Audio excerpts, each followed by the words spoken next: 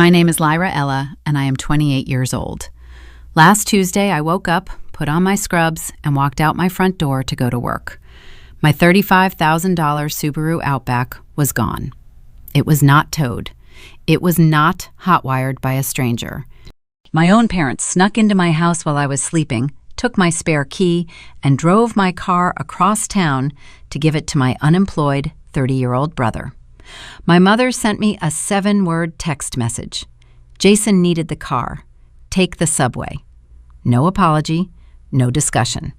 Just a casual confiscation of the vehicle I worked 60-hour weeks to pay for. They expected me to cry and accept it.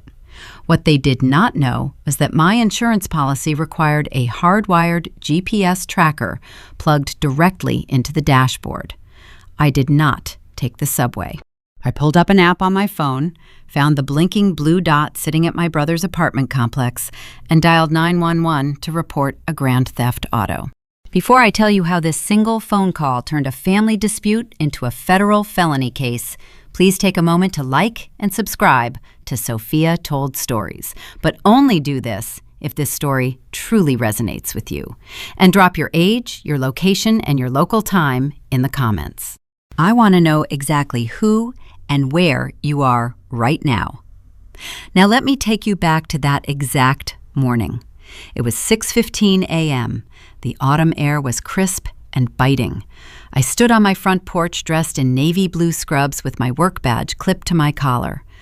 I held a stainless steel travel mug of dark roast coffee in my right hand, feeling the heat radiate through the metal. I locked my front door, the deadbolt engaged with a heavy click.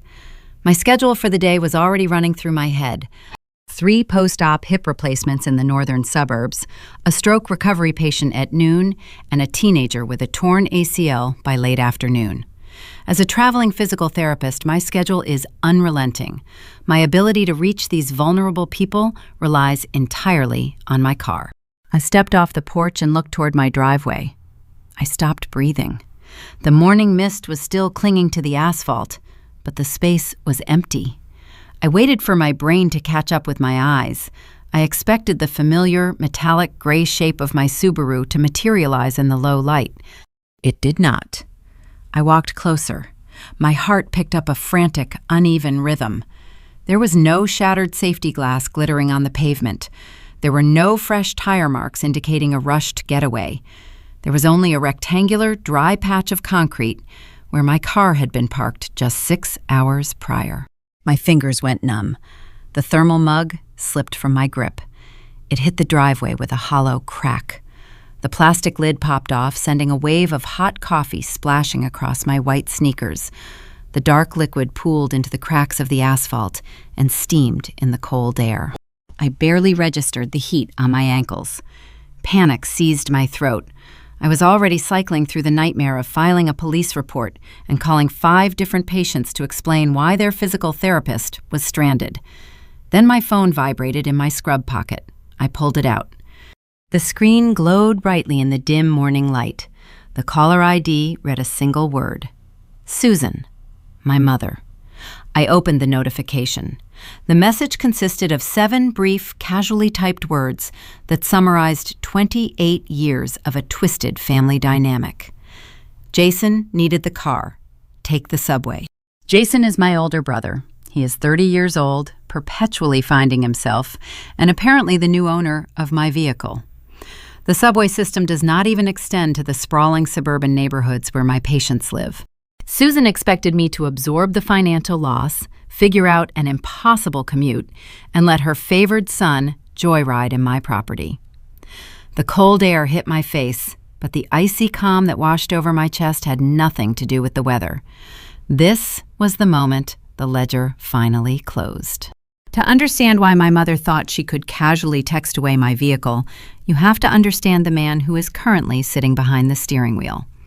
My brother Jason is 30 years old. He spends his days chronically finding himself. While I was pulling double shifts and clinic rotations to pay off my student loans, Jason was living rent-free in the finished basement of our parents' suburban home. He has a habit of getting fired from entry-level corporate jobs for what he calls creative differences. In reality, managers simply expect him to show up on time, and he views punctuality as an unfair restriction on his personal freedom. His days consist of sleeping until noon, playing video games, and waiting for my mother to bring down a plate of warm food. My days consist of waking up at 5 in the morning, reviewing patient charts, and driving hundreds of miles a week to help people learn how to walk again. My Subaru is not just a mode of transportation, it is my mobile office. The trunk is filled with resistance bands, portable ultrasound machines, and balance boards. My parents know this. They know that without that car, I cannot do my job. They know that if I do not do my job, I cannot pay my mortgage. The reason Jason suddenly needed a vehicle on this particular Tuesday morning traces back to a phone call my parents received 3 weeks prior.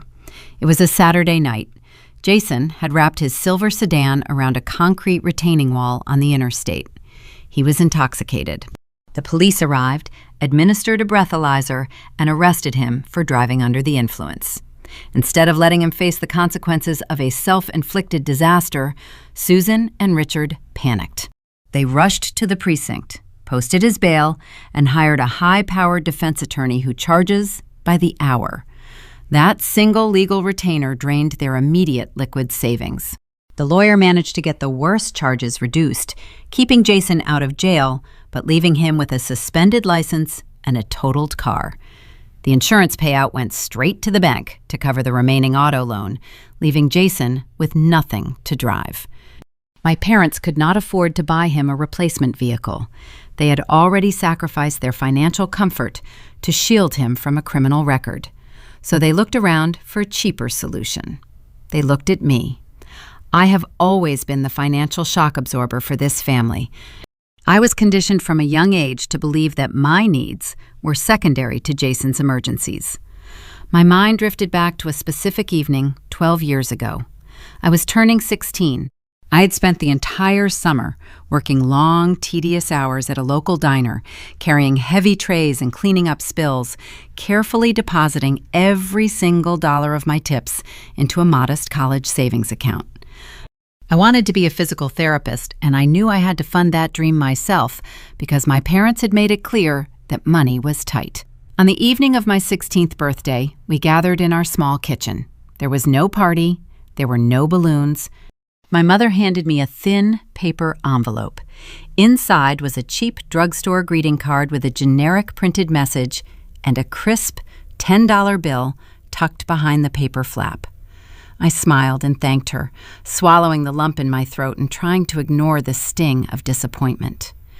A few minutes later, I walked into the dining room and witnessed a financial transaction that defined the rest of my life.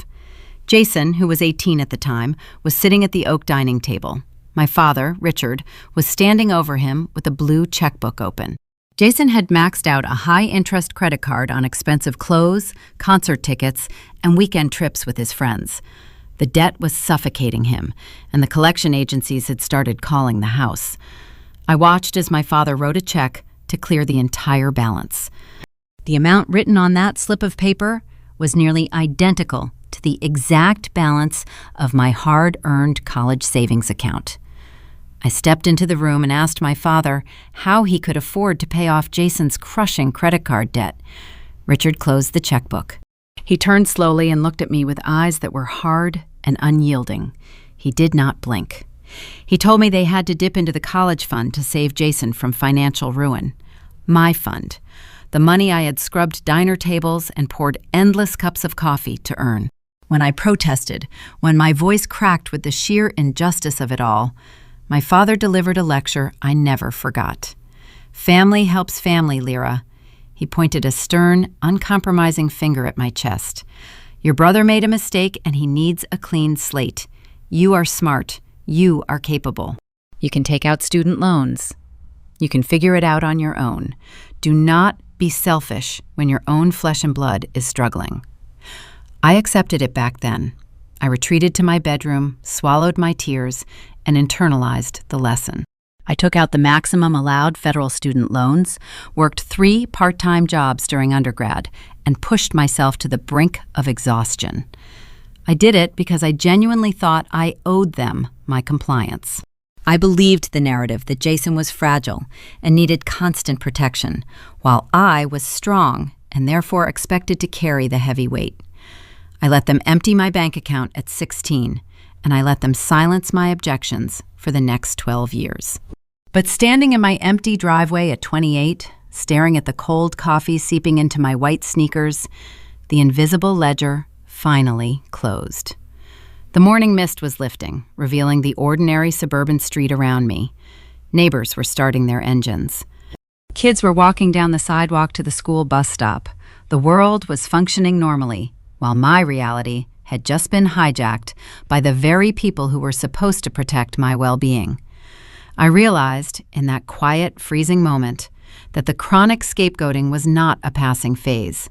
It was not a series of unfortunate, isolated events. It was their permanent operating system. Jason would always create a crisis, my parents would always rush to clean up the wreckage, and I would always be expected to pay the final bill. They viewed my stability as a natural resource they were entitled to harvest whenever Jason ran out of luck. Susan texting me to take the subway was not a desperate emergency measure. It was a symptom of a much deeper systemic rot. She genuinely believed my career, my patience, and my physical property were subordinate to Jason's convenience. The fact that his license was legally suspended did not matter to her. The fact that I had a heavy auto loan in my name did not matter. The golden child required transportation, and the scapegoat had a set of keys. Except I had my keys. A new, chilling thought pierced through the fog of my realization. My hand moved instinctively to my scrub pocket, feeling the familiar, heavy bulk of my primary key fob. If my keys were right here on my person, how did they start the engine? I turned my head and looked at my front door. The deadbolt was secure, but the spare key, the single backup fob I kept locked in the bottom drawer of my home office desk, was the only other way to move that vehicle. I had given my parents a spare house key 3 years ago for dire emergencies, explicitly telling them to only use it if I was out of town or unreachable. The timeline clicked into place with horrifying clarity. They did not just walk up to my driveway and drive away. They had unlocked my front door while I was asleep in my bed. They had crept through my hallway, navigated the dark house, and entered my private office. The conflict was no longer just about an entitled brother taking a joyride. It was about two parents who felt so justified in their theft that they committed a home invasion to execute it. The anger that rose in my chest was sharp, cold, and highly focused. I walked back to my front porch, unlocked the door, and stepped inside. It was time to show them what happens when the financial shock absorber decides to strike back. I stepped back through my front door and pushed it shut. The heavy wooden slab sealed away the crisp morning air. Inside my hallway, the silence was thick and undisturbed. I did not take off my damp shoes. I walked straight past the kitchen and down the short corridor to my home office. This room was my sanctuary. I purchased this modest 3-bedroom house 2 years ago. It was the first piece of property I ever owned. I painted the walls a soft sage green and furnished it with thrifted pieces I carefully restored on weekends. A bookshelf held my thick medical textbooks and anatomy models. Patient charts sat neatly organized on my desk. This space represented my hard-won independence. It was my physical boundary against the chaos of my childhood. I approached my oak desk. The bottom right drawer held my important documents and a small ceramic bowl. Inside that bowl was the spare electronic key fob for the Subaru. I reached down and pulled the brass handle. The drawer slid open smoothly. The ceramic bowl was sitting exactly where I left it. It was empty. I stared at the glazed white porcelain. The absence of that small black piece of plastic confirmed the depth of their intrusion. Susan and Richard did not just take my vehicle, they violated my home. I gave them that emergency house key 2 years ago during a severe winter blizzard. I explicitly told them it was only to be used to check my heating pipes if I was stranded out of state for work. They smiled, promised to respect my privacy, and took the key. They kept it on their keyring, waiting for the perfect opportunity to exploit my trust. They unlocked my front door while I was asleep in the adjacent room. I closed the drawer. I felt a strange detachment settling over my nervous system. My parents assumed I would react the way I had for the past 2 decades. They expected my phone call within minutes of reading that text message. They anticipated a tearful plea. Susan would have her counter-arguments prepared, ready to weaponize my guilt. She would tell me that Jason was going through a hard time. She would remind me that family requires sacrifice. They expected me to shrink myself, accept the loss, and figure out an impossible public transit route to keep the peace. They relied on my predictable submission.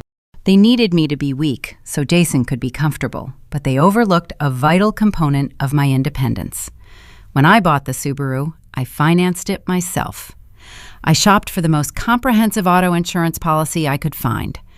Because I drove extensively for my physical therapy practice, my premium quotes were steep.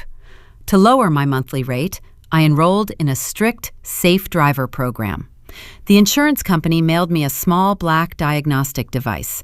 I plugged it directly into the port located beneath the steering column. It monitors speed, hard braking, and real-time location. The device is small, hidden from casual view, and features an internal battery. If someone unplugs it, my phone instantly receives an alert. My parents viewed me as an endless financial resource, but they paid zero attention to how I actually managed my life. They had no idea the vehicle was transmitting its exact coordinates to a corporate server every 3 seconds. I walked out of the office and entered the kitchen. The early morning sunlight was just beginning to filter through the window blinds, casting thin golden lines across the quartz countertop. The house was eerily quiet. The only sound in the room was the low hum of the refrigerator. I stood at the kitchen island and unlocked my phone. I bypassed my recent calls and opened the insurance provider application. The loading screen appeared, displaying a spinning white circle against a dark blue background. I waited. My acrylic nail tapped rhythmically against the glass screen. Tap, tap, tap. The sharp, precise sound echoed slightly in the empty kitchen. The spinning circle vanished. The digital map materialized. The software instantly located the diagnostic device. A bright blue dot solidified on the screen. It was not moving. It was sitting idle in a designated parking zone. I zoomed in on the digital street grid. The coordinates pinned the vehicle exactly 12 miles east of my house. I recognized the cross streets immediately. The blue dot was resting in the guest parking lot of an upscale apartment complex. Jason lived there. He occupied a spacious 2-bedroom unit featuring granite countertops and a community swimming pool. He could not afford the rent on his own, so Susan and Richard quietly subsidized his lifestyle, funneling their retirement savings into his monthly ledger. While I scrubbed diner tables and worked double clinical shifts to pay my own mortgage, my brother enjoyed luxury amenities funded by our parents. He had nowhere to be this morning. He had no job to commute to. Yet my stolen car was sitting on his subsidized pavement, ready for whatever leisure activity he had planned for the afternoon. I stared at the glowing blue dot. A profound betrayal washed over me. It started at the base of my neck and radiated downward, numbing my fingertips. But the sensation did not leave me broken. It did not make me want to cry. It left me icy, focused, and terrifyingly calm. The fog of familial obligation evaporated. A boundary had been crossed that could never be uncrossed. My parents sneaking into my house and taking my keys was not a mere overstep. It was a calculated, premeditated intrusion. Susan sending me a dismissive text message was not just toxic parenting. Taking a vehicle without the registered owner's consent is a statutory offense. This was no longer a messy family dispute. This was grand theft auto. The moment they drove my property off my driveway, they ceased being my parents and became perpetrators. The ledger of my childhood was officially closed, replaced by the rigid parameters of the law. I did not owe them my silence. I did not owe them my property. I had spent my entire life shielding them from the consequences of their poor choices. I was done being their shield. I closed the insurance application and opened my phone keypad. I looked at the spilled coffee staining my white sneakers. I thought about my patients waiting for me, the people who actually relied on my professional care. I thought about the thousands of hours I worked to build a life my family felt entitled to dismantle in a single morning. My thumb hovered over the screen. I was not going to call Susan. I was not going to demand my keys back. I was going to let the criminal justice system explain the concept of ownership to them. I pressed the first digit. The screen illuminated my face in the quiet kitchen. I pressed the second digit, ready to initiate the cascade of events that would systematically tear down their protective bubble and introduce Jason to the real world. I pressed the final digit on my screen and lifted the phone to my ear. The line rang twice before a woman answered. Her tone was practiced, carrying the flat cadence of someone who deals with emergencies for a living. 911, what is your emergency? I did not sound like a frantic victim. I kept my vocal register low and clinical. I told her I needed to report a stolen vehicle. She asked for the address where the incident occurred. I provided my street name and house number. Then I informed her I possessed the real-time GPS coordinates of the stolen asset. That shifted her demeanor. Professional boredom vanished, replaced by sharp attention. She asked for the make, model, and license plate. I recited the alphanumeric sequence from memory without a single stutter. While speaking to the dispatcher, I paced out of the kitchen and walked back down the short corridor toward my home office. My mind was rapidly processing the logistical mechanics of the crime. Taking a modern vehicle requires a physical starting mechanism. Hot wiring a new Subaru is incredibly complex, demanding specialized digital bypassing tools my parents definitely do not possess. They had to use a key. Earlier, I noticed the small ceramic bowl inside my desk drawer was empty. But a new disturbing thought crystallized in my mind. That specific drawer was not just a simple storage compartment. It was equipped with a sturdy brass tumbler lock. I always kept it secured because it contained my passport, my social security card, and sensitive patient medical files. I knelt beside the heavy oak desk while pressing the phone against my shoulder. The dispatcher was typing rapidly, asking if I knew who might have taken the property. I told her I had a primary suspect, but needed an officer dispatched to the GPS location immediately. I looked closely at the wooden frame surrounding the bottom right drawer. The morning sunlight filtering through the blinds revealed a chilling detail I missed during my initial shock. Deep, jagged gouges marred the polished oak finish. Thin, sharp splinters of wood curled outward like broken teeth. Someone had jammed a flathead screwdriver or a similar metal pry bar into the narrow gap between the drawer and the frame. They forcefully twisted the tool, leveraging it against the expensive wood until the internal brass catch snapped and gave way. I traced the ruined wood with my index finger. The rough edges snagged against my skin. My parents did not merely cross a figurative boundary. They committed a targeted physical burglary. To understand the gravity of this violation, you must understand how privacy functioned in my childhood home. Growing up, Jason occupied a large bedroom fitted with a heavy deadbolt. Susan always knocked gently and waited for his verbal permission before entering his sacred space. He was afforded the autonomy and respect of an adult while he was still in middle school.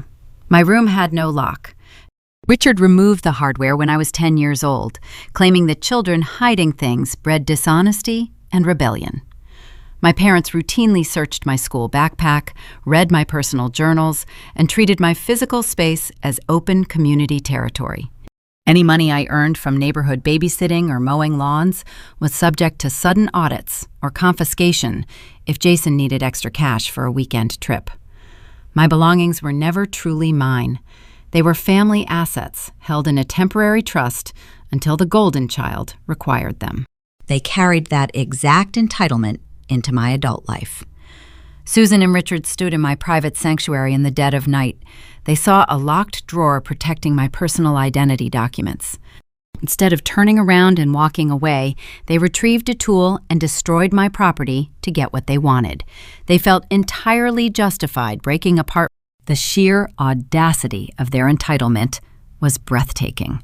It fueled the icy resolve hardening in my chest, transforming my lingering disbelief into calculated action. The dispatcher finished entering my information into her system. She asked for the current location of the vehicle. I read the street name and apartment number directly from the insurance application, illuminating my phone screen. I informed her that the suspect was likely asleep inside that specific building. She provided an official incident report number. I wrote the digits down on a yellow sticky note resting on my damaged desk. The pen strokes were dark and heavy, pressing deep into the paper. She assured me that patrol units were en route to the location. She instructed me to remain at my residence and wait for an investigating officer to arrive to take my formal written statement. I thanked her and disconnected the call. The silence in my house felt different now. It was no longer the silence of a victimized home. It was the quiet anticipation of a steel trap springing shut. I walked into the kitchen and grabbed a roll of paper towels. I stepped out onto the front porch and wiped up the cold coffee still pooling on the concrete driveway. I tossed the ruined travel mug and the soaked paper towels into the outdoor garbage bin. I was erasing the visual evidence of my initial panic. I refused to leave any trace of vulnerability or weakness on my property. I walked back inside and brewed a fresh pot of coffee. I opened my laptop on the kitchen island and pulled up my patient schedule for the day. I began making phone calls. I contacted each patient, explaining that an unforeseen emergency would delay their physical therapy sessions. I assured them I would reschedule their appointments by the end of the week. My voice remained steady and professional throughout every conversation. I did not sound like a woman whose family had just betrayed her in the most intimate way possible. I sounded like a competent medical provider managing a minor logistical hurdle.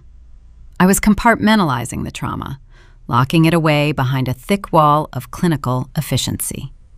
Sitting at my kitchen counter, I watched the digital clock on the microwave slowly advance. The wheels of justice had officially started turning. The legal machinery I just invoked operates on rigid statutes and inflexible consequences. Susan and Richard thought they were participating in a typical family drama where apologies, guilt trips, and emotional manipulation serve as currency. They were about to learn that the state defines their midnight actions through a very different vocabulary. Grand theft auto, breaking and entering, destruction of private property. I was weaponizing my preparation, taking the emotional leverage away from them and placing it squarely in the hands of the law. I pictured Jason waking up in his luxury apartment. He probably planned to take a long, hot shower, make a large breakfast, and take my Subaru for a joyride. He likely felt a smug sense of victory, believing our parents had successfully bullied me into submission once again. He had zero concept of the storm currently speeding toward his complex with flashing lights and wailing sirens. He believed the protective shield our parents built around him was impenetrable. He thought the rules of society did not apply to him because Susan and Richard always paid his fines and smoothed over his mistakes. I took a slow, deliberate sip of my fresh coffee. The bitter, dark roast grounded my thoughts. I was ready for the fallout. I was ready to face the wrath of a mother losing control and a father realizing his authority held no jurisdiction over my independent life. My phone remained silent on the quartz counter. The blue dot on the insurance app stayed perfectly still. 12 miles away, law enforcement officers were pulling into a guest parking lot. The inevitable collision between Jason's entitlement and actual reality was mere moments away. Then my screen lit up with an incoming call from an unknown local number, signaling the first domino falling. The digital clock on my microwave shifted to 7:42 in the morning. I sat on my kitchen stool watching the black screen of my phone. The silence in my house felt heavy, thick with the impending collision of two separate worlds. The world of my parents, where actions carried no penalties, and the real world governed by criminal statutes. My dark roast coffee had gone tepid in the mug. I did not take another sip. I just stared at the device resting on the quartz countertop. When the screen finally illuminated, it did not display a familiar name. The caller ID simply read, "Unknown local number." I swiped the green icon and brought the speaker to my ear. I offered a calm greeting. The voice on the other end was deep, authoritative, and coated in the weary skepticism common to law enforcement. The man identified himself as Officer Hayes from the West Side Precinct. He asked if he was speaking to Lyra Ella, the registered owner of a metallic gray 2023 Subaru Outback. I confirmed my identity. Officer Hayes let out a slow breath. He informed me that his patrol unit, along with a secondary cruiser, had located the vehicle matching my precise description and license plate. It was parked in a reserved residence space at the upscale apartment complex I had mapped earlier. The engine was cold.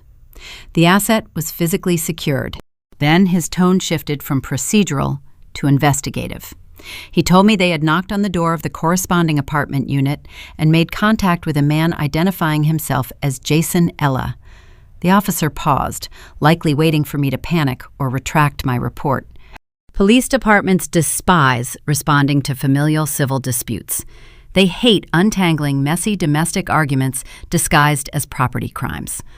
Officer Hayes needed to know if I was a spiteful sister trying to scare her sibling or a genuine victim of theft. He explained that my brother was currently standing in the breezeway of the apartment building. Jason was not acting like a cornered thief. According to the officer, Jason was irritated by the police presence. He was casually holding a ceramic coffee mug and wearing flannel pajama pants, acting as though the uniformed officers were merely a nuisance, interrupting his morning routine. Jason fed the patrolman a very confident story. He claimed the Subaru was a shared family asset. He insisted our mother, Susan, possessed the ultimate authority over the vehicle and had officially gifted it to him earlier that morning. To understand Jason's reaction, you must understand his lifelong relationship with authority. Susan and Richard insulated him from every harsh reality. When teachers disciplined him in grade school, my parents threatened the school board. When he destroyed property as a teenager, they wrote a check to make the victim disappear. When he wrecked his previous car while intoxicated 3 weeks ago, they hired a defense attorney to dismantle the prosecution. Jason viewed rules as suggestions meant for the lower class. He looked at 2 armed police officers and saw customer service representatives who were delaying his day. Through the phone receiver, the ambient noise of the outdoor apartment breezeway filtered into my kitchen. I heard the distant hum of morning traffic. And then I heard my brother. His voice carried the distinct grating pitch of arrogant entitlement. He was shouting over the shoulder of a secondary officer. "Tell her to drop the act," Jason yelled. "Mom gave it to me. She is just being dramatic because she hates taking the bus. Tell her to call Mom right now and clear this up." My grip on the phone tightened. My knuckles turned white. He sounded so profoundly bored by the situation. He truly believed he was untouchable. He assumed I would hear his voice, cower in fear of our mother's impending wrath, and instruct the police to hand him the keys. Officer Hayes spoke directly into the receiver again, blocking out Jason's noise. "Miss Ella," the officer said carefully, "we have a subject in possession of the vehicle who shares your surname. He states this is a documented family arrangement. Do you wish to cancel the stolen vehicle report and handle this civilly?" The kitchen around me seemed to fade away. I stood at the edge of a monumental precipice. I was staring down into a canyon of lifelong submission. If I told the officer to stand down, the ledger would remain open forever. My parents would know that even a home invasion and grand theft were excusable offenses. They would know they possessed ultimate ownership over my life, my income, and my sanctuary. I would be their reliable doormat until the day I died. I envisioned the pried-open desk drawer, the shattered wood splinters, and the empty ceramic key bowl. I took a deep, steadying breath. I drew the cold air into my lungs and let it steel my spine. "Officer Hayes," I said. My voice was eerily steady. It did not shake. It carried the rigid authority of a medical professional delivering a final diagnosis. I am the sole financier and registered owner of that Subaru. My brother does not have my permission to possess or operate my vehicle. My parents do not own that car, and they do not have the legal authority to gift my property to anyone." The line went quiet for a fraction of a second.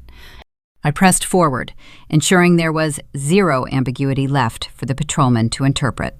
"My home was burglarized this morning," I continued. "The spare key was extracted from a locked drawer inside my private office. I am not involved in a civil dispute. I am the victim of a crime. I want to press full charges." The heavy silence on the line spoke volumes. Officer Hayes was no longer dealing with a messy sibling rivalry. He was dealing with a cooperative victim providing a clear, actionable statement. The weary skepticism vanished from his voice, replaced by the crisp edge of tactical enforcement. "Understood," the officer said simply. He did not mute his microphone. I heard him pivot on his boots. His voice echoed slightly in the concrete breezeway as he addressed my brother. The tone was no longer conversational. It was a command. "Jasonella, turn around and place your hands behind your back." The background noise shifted instantly from arrogant annoyance to genuine alarm. I heard a paper coffee cup hit the concrete floor and shatter. Jason began to stammer, his words tripping over each other in a sudden panic. "Wait, you cannot be serious. She is my sister. Call my mom. Let me call my mom."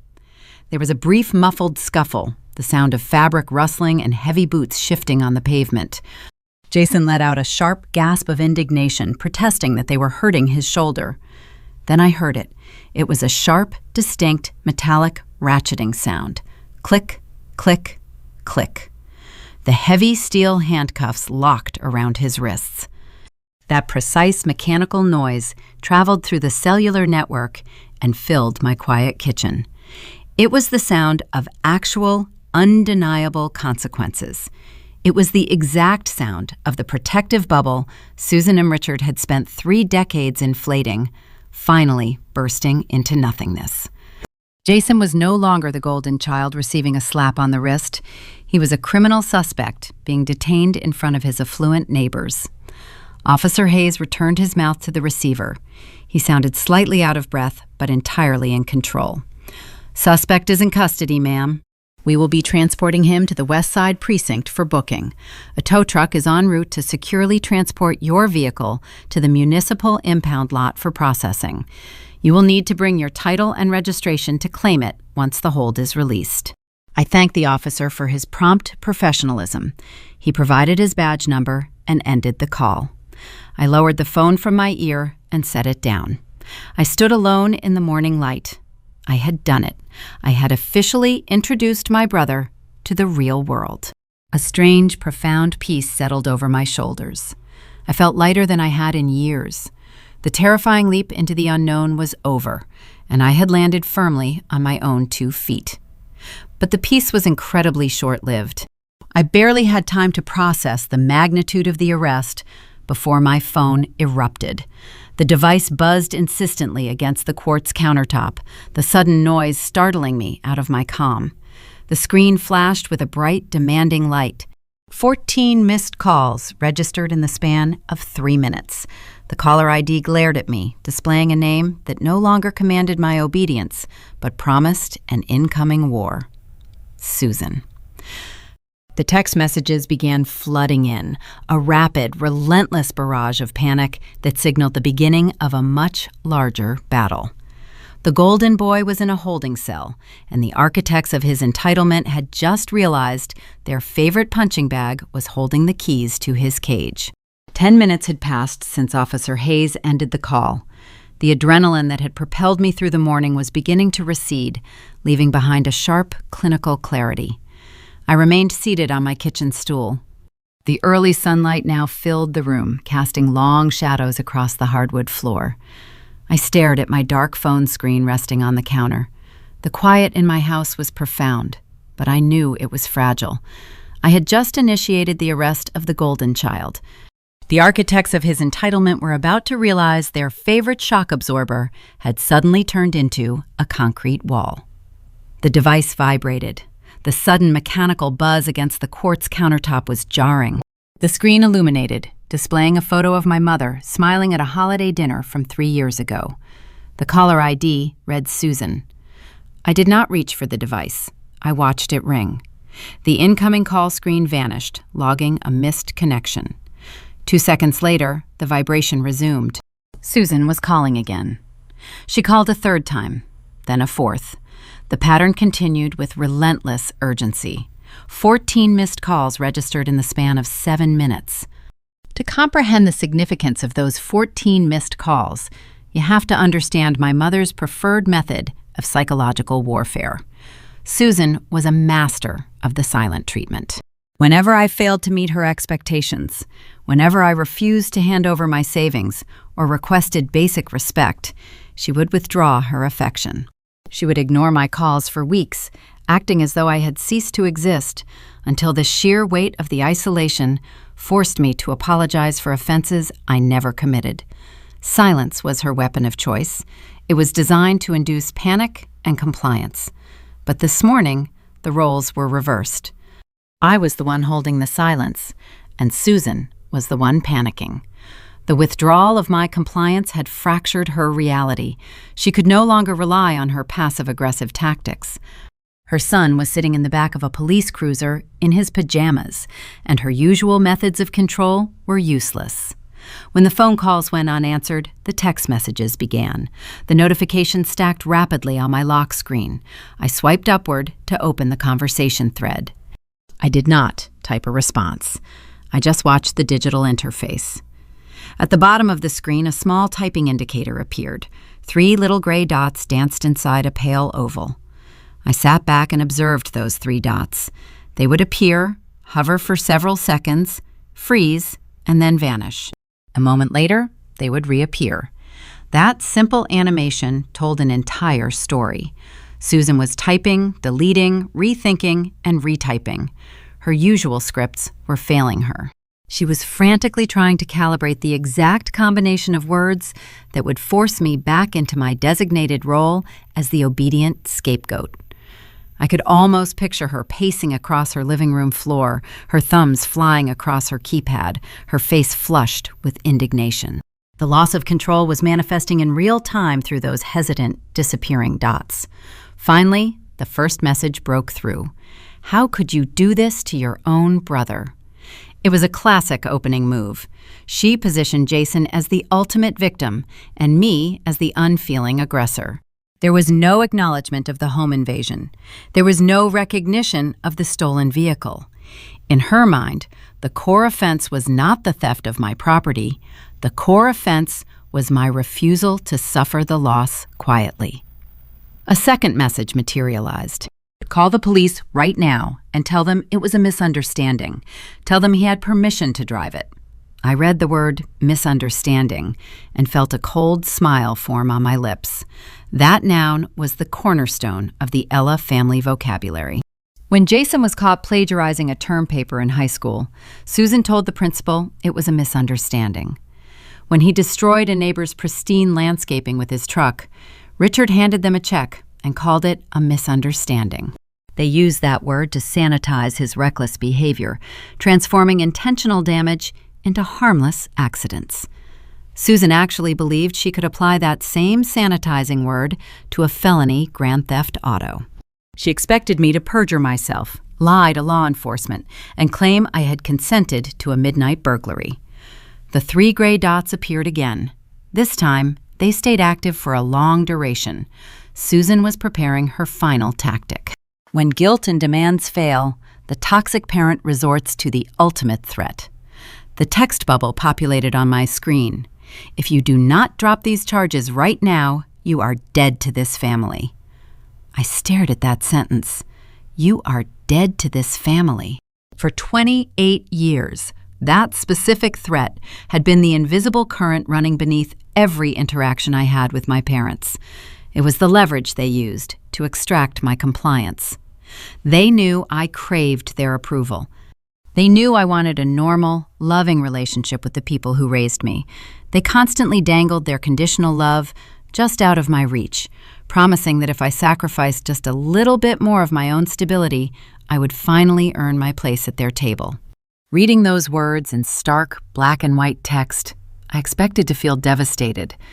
I expected the familiar wave of anxiety that used to follow their disapproval. I did feel a brief, hollow ache press against my ribs.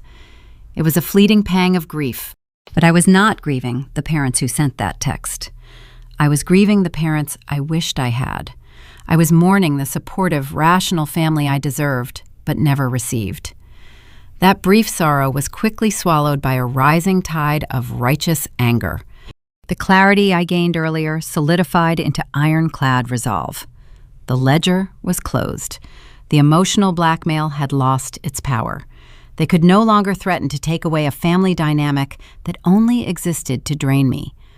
I tapped the text input field. I did not write a long, emotional paragraph defending my actions. I did not justify my feelings or outline the trauma of my childhood. Explanations are gifts you give to people who are capable of understanding your perspective. Susan and Richard were not capable. I typed 9 words. "You stole my car. Talk to my lawyer." I pressed send. The message appeared as a bright green bubble on the screen. Before Susan could formulate a response, before the 3 gray dots could even initiate their dance again, I tapped her contact profile. I scrolled down to the bottom of the menu and selected the block caller option. I confirmed the action. I repeated the exact same process for Richard's number, severing his access to my device. I set the phone face down on the quartz counter. The digital iron curtain had fallen. The war had officially begun, but I had just removed myself from the battlefield of their choosing. They could scream at the walls, they could complain to the extended relatives, they could construct whatever narrative they needed to protect their fragile egos. None of it would reach me. I had established a permanent boundary, and the resulting silence in my kitchen was the most beautiful sound I had ever heard. I took a deep breath, filling my lungs with the quiet air of my reclaimed sanctuary. The emotional tether was cut. Now I had to deal with the logistical reality of the crime. Officer Hayes had informed me that the Subaru was being transported to the municipal impound lot.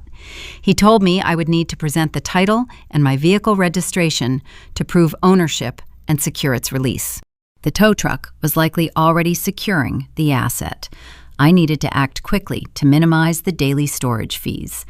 I walked into my home office and opened a heavy filing cabinet. I bypassed the damaged desk drawer and pulled out my emergency document folder. I located my current vehicle registration and my photo identification. The actual physical title was locked inside a safe deposit box at a local bank branch, but the registration and my driver's license would be sufficient to initiate the release protocol. I returned to the kitchen and booked a rideshare service on my phone. The application informed me a driver would arrive in 15 minutes. I gathered my belongings, feeling a strong sense of accomplishment. I had successfully defended my property. I had held my brother accountable. I believed the worst part of the ordeal was behind me. I assumed retrieving my vehicle would be a simple, bureaucratic inconvenience. I had no idea that the physical theft of the vehicle was merely a distraction. The next morning, I stood at the plexiglass window of the municipal impound lot, handing my registration to a tired-looking clerk. I expected her to process the paperwork, hand me a set of keys, and point me toward the exit. Instead, I watched her frown at her computer monitor, her fingers freezing over the keyboard. The look of confusion on her face was about to expose a layer of deception so profound it would elevate this family dispute from a local police matter into the jurisdiction of federal fraud investigators. The morning air was damp and heavy with the smell of exhaust fumes as I stepped out of the rideshare vehicle. The municipal impound lot sat on the industrial edge of the city, a bleak expanse of cracked asphalt surrounded by high chain-link fences topped with coiled razor wire. Rows upon rows of confiscated vehicles sat silently under the gray sky. I pulled my coat tighter around my shoulders and walked toward the main administrative building. It was a flat, concrete structure devoid of any warmth or welcoming features.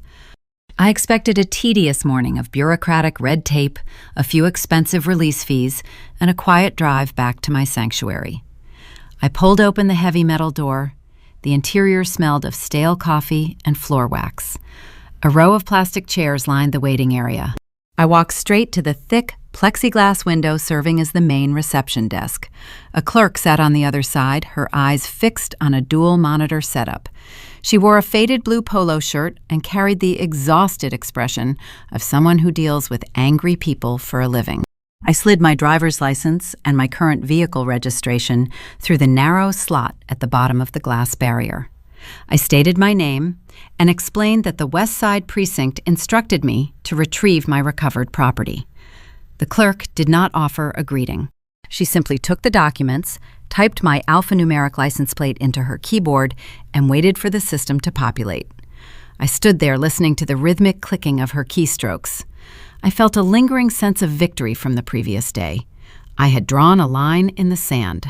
Jason was facing the consequences of his entitlement, and my parents were blocked from my digital life.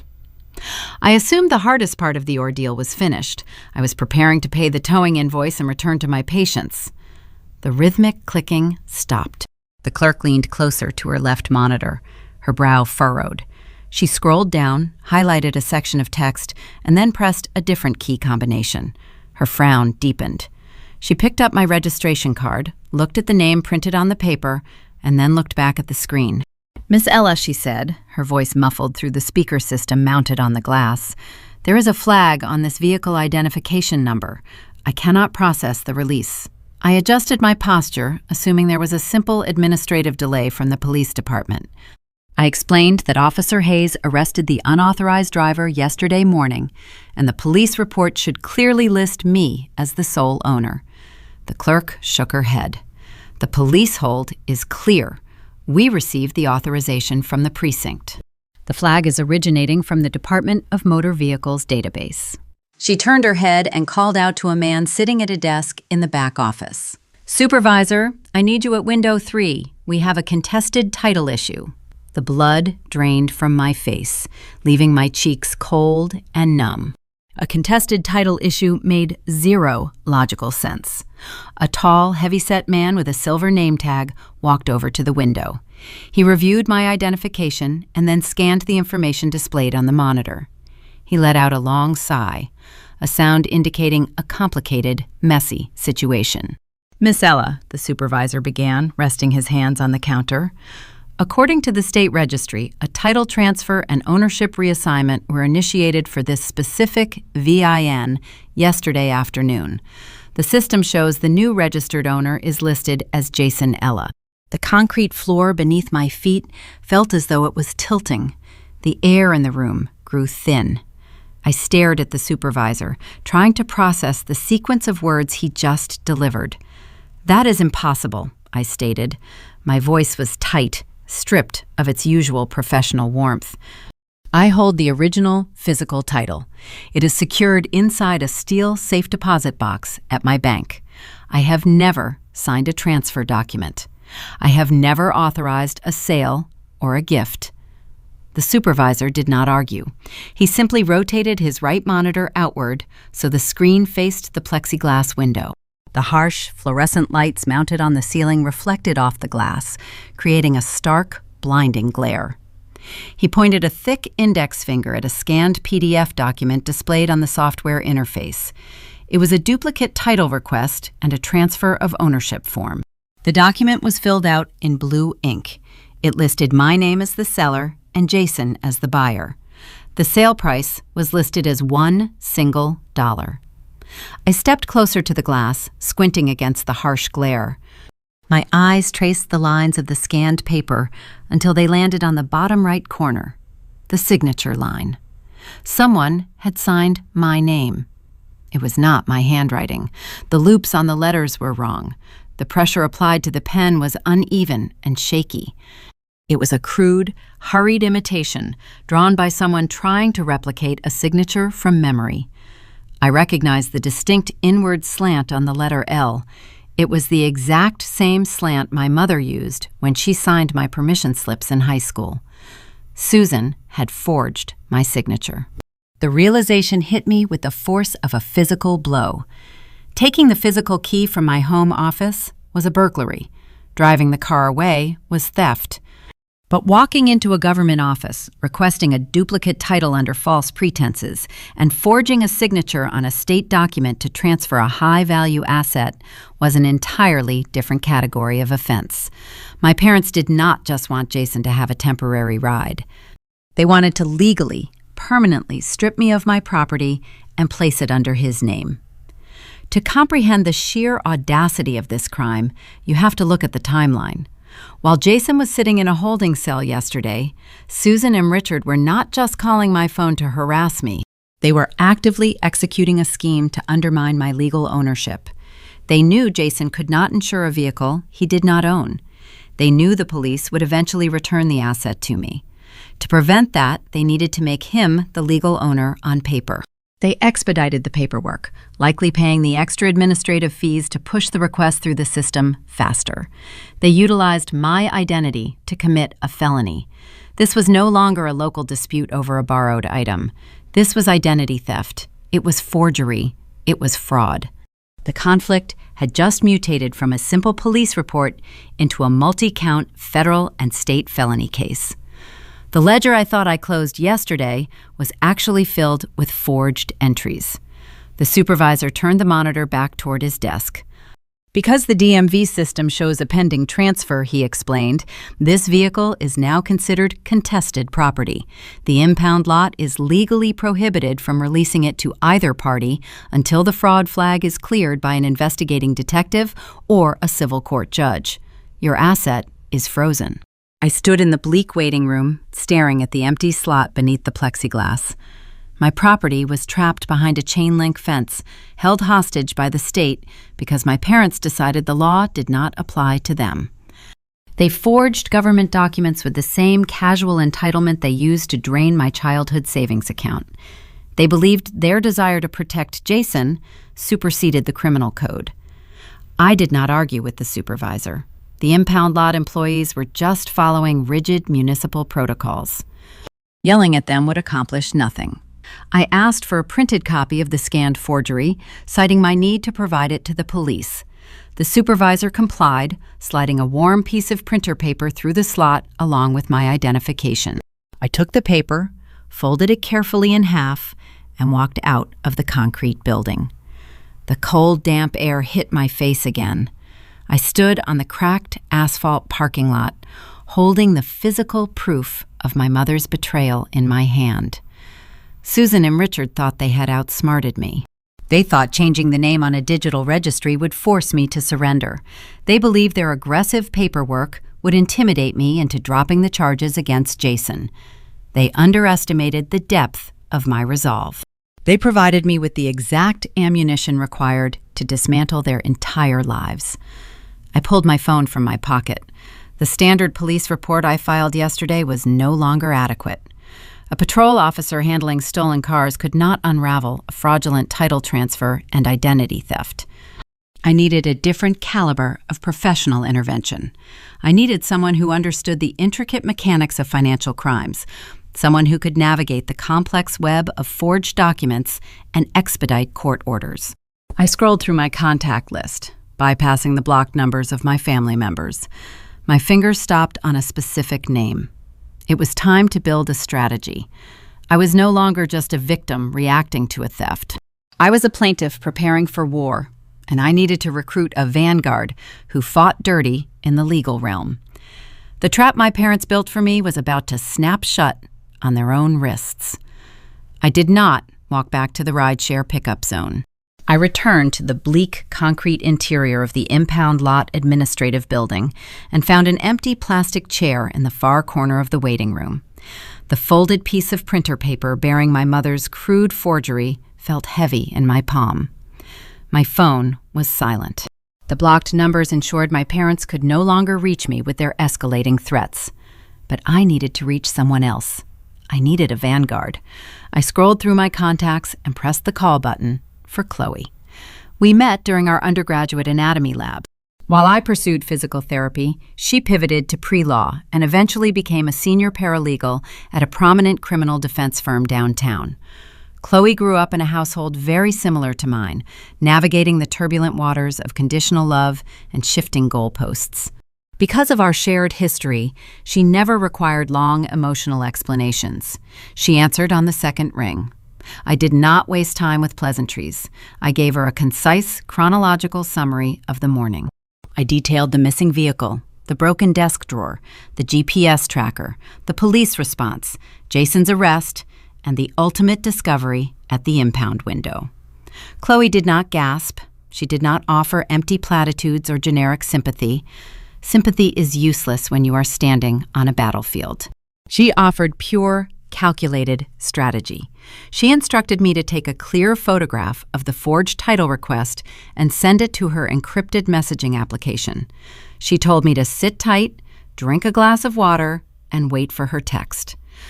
I sat in the uncomfortable plastic chair and watched the clock on the cinder block wall tick forward.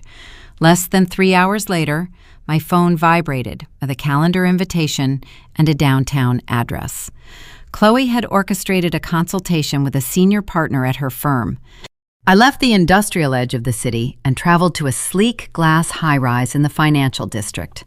The law office smelled of polished wood and expensive leather. Chloe met me in the lobby, gave my shoulder a firm squeeze, and guided me into a spacious corner office. Sitting behind a broad mahogany desk was Marcus Vance. He wore a tailored charcoal suit and possessed the calm, observant demeanor of a man who dismantles alibis for a living. He did not ask me how I was feeling. He asked me for the timeline. I sat in the leather chair opposite his desk and recounted the events with clinical precision. I handed him the printed copy of the forged DMV document. Marcus adjusted his glasses, studying the shaky ink strokes of my replicated signature. He leaned back in his chair and looked at me. He explained that amateur criminals always make the same fundamental mistake. They believe their intent shields them from the mechanics of the law. Susan and Richard thought they were solving a family transportation crisis. They did not consider the rigid, bureaucratic infrastructure they had to manipulate to achieve their goal. Marcus lifted a thick manila folder from his side table and let it fall onto the polished mahogany surface of his desk. The heavy thud echoed in the quiet room. It was the physical weight of my vindication. They left a paper trail a mile wide. "Lyra," Marcus said, his voice carrying a sharp edge of professional satisfaction, "your parents walked into a Department of Motor Vehicles branch. That is a state government facility. To request a duplicate title and initiate a transfer, the applicant must present a government-issued photo identification. The clerk processing the transaction is required to log the identity of the individual standing at the counter. Furthermore, the form itself contains a perjury clause. Signing a false name on that specific line is a statutory felony." He opened the folder and revealed a stack of blank subpoena request forms. "But it gets worse for them," Marcus continued. "Government facilities are equipped with high-definition security cameras. They monitor the service windows to prevent this exact type of fraud. Your parents did not just forge a document. They committed a felony on camera, standing under fluorescent lights, handing their own driver's licenses to a state employee. The scope of their miscalculation washed over me. I had spent my entire life feeling outmatched by their manipulative tactics. Susan and Richard always controlled the narrative behind closed doors. They relied on the shadows. They relied on whispered conversations, guilt trips, and emotional coercion where no objective witnesses existed to contradict their version of reality. But out here, in the real world, the shadows do not exist. There are security cameras, time-stamped computer logs, and sworn affidavits. I opened my phone and accessed the insurance application. I pulled up the historical data logs from the hardwired GPS tracker. The software generated a clean digital spreadsheet. It displayed the exact minute my vehicle was started in my driveway. It tracked the precise route driven across the city. It showed the vehicle parking at Jason's apartment complex. Every movement was cataloged with latitude and longitude coordinates. I emailed the spreadsheet directly to Chloe. She printed the document and added it to the growing manila folder on the mahogany desk. We began methodically building the trap. Marcus explained that we could simply hand this evidence over to the detective assigned to Jason's auto theft case. The police would eventually piece it together and file warrants for Susan and Richard. But I knew how my family operated.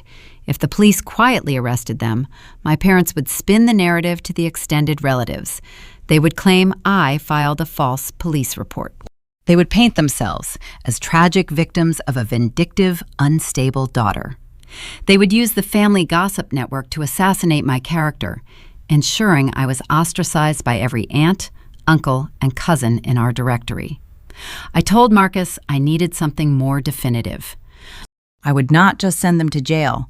I would ensure they could never manipulate the family narrative again. I needed the evidence organized, undeniable, and ready for public display. Marcus understood the assignment. He drafted preservation letters to the specific DMV branch, legally compelling them to save the surveillance footage from the date and time printed on the forged title receipt. He contacted the Title Fraud Division of the state registry to formally flag the transaction as a criminal act, ensuring the asset remained frozen. He compiled the GPS logs, the police incident report from the home burglary, and the impound lot records into a cohesive, chronological dossier. I sat in the leather chair and watched the legal machinery assemble around me. The shift in my own psychology was profound. I walked into the impound lot that morning as a victim, reeling from a betrayal. I sat in this office as a plaintiff, orchestrating a counterstrike. I was constructing a guillotine, and my parents were busy tying their own blindfolds. By the time Friday arrived, the pieces were locked into place. I was back at work, driving a rented sedan funded by my insurance policy. I visited my physical therapy patients, maintaining my professional demeanor, while a silent storm gathered on the horizon. I knew Jason had been processed and arraigned. A quick search of the county inmate registry confirmed he had been released on bond late Thursday evening. I knew Susan and Richard were the ones who paid that premium. The financial strain on their household had to be immense. The golden child was facing a trial, the stolen vehicle was locked behind a chain-link fence, and the scapegoat had vanished behind a wall of blocked phone numbers. They were losing control, and people like my parents become highly unpredictable when they lose their grip on the narrative. Because they could no longer harass me directly, I knew they would seek alternative routes to force a confrontation. They needed an audience to pressure me. They needed a stage. Saturday morning, my phone vibrated on my kitchen counter. It was a text message. Since Susan and Richard were blocked, the notification displayed the name of a secondary relative, Aunt Barb. She is my father's older sister, the self-appointed matriarch of the extended family network. Her home was the traditional gathering place for Sunday dinners and holiday celebrations.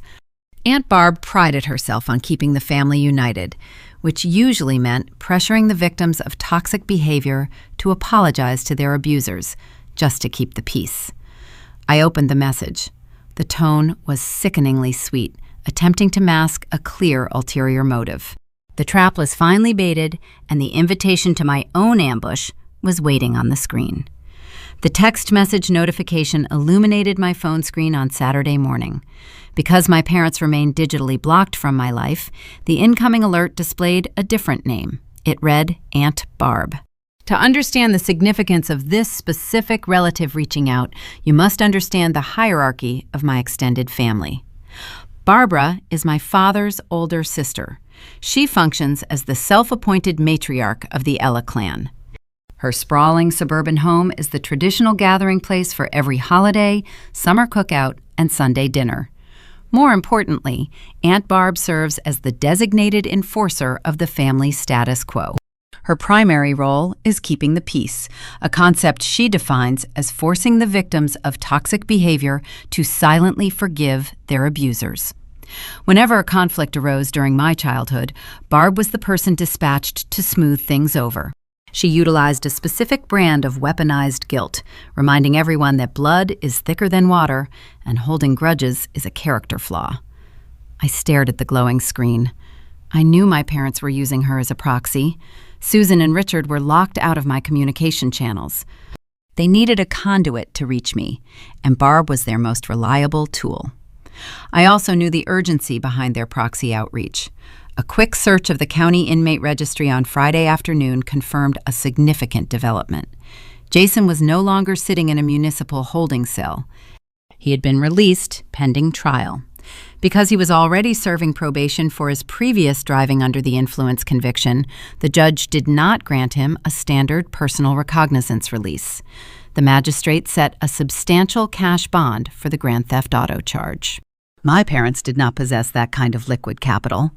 Their savings were already depleted from Jason's expensive defense attorney 3 weeks prior. To secure his freedom, Susan and Richard executed a desperate financial maneuver. Public property records indicated they took out an emergency high-interest home equity line of credit. They leveraged the very roof over their heads to pay a bail bondsman. They mortgaged their own future to rescue the golden child from the natural consequences of his actions. With Jason temporarily free, my parents turned their attention toward their next urgent problem: me. They needed me to drop the charges. Since they could not bully me directly, they required a public stage to exert pressure. The text from Aunt Barb was brief, but it requested a phone call. I tapped her contact icon and held the device to my ear. She answered on the first ring. Her voice carried a forced, sugary warmth that immediately put my nerves on high alert.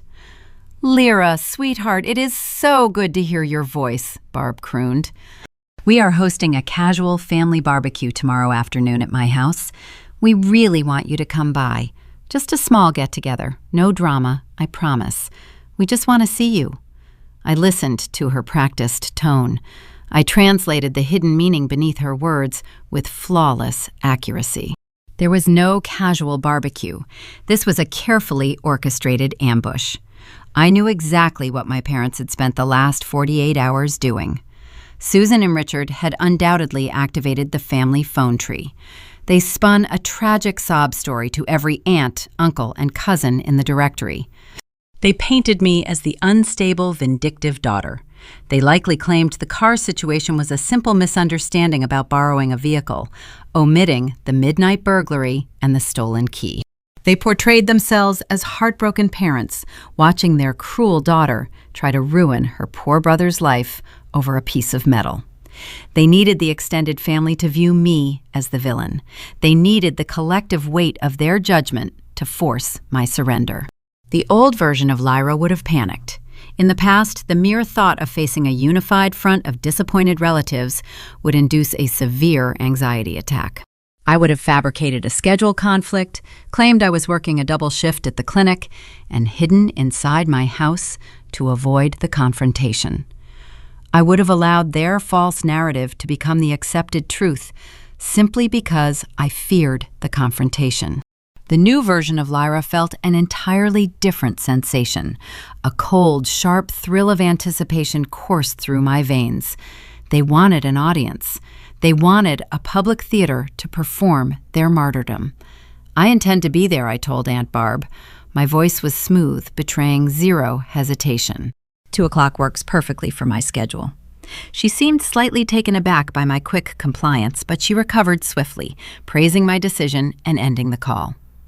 I immediately contacted Marcus.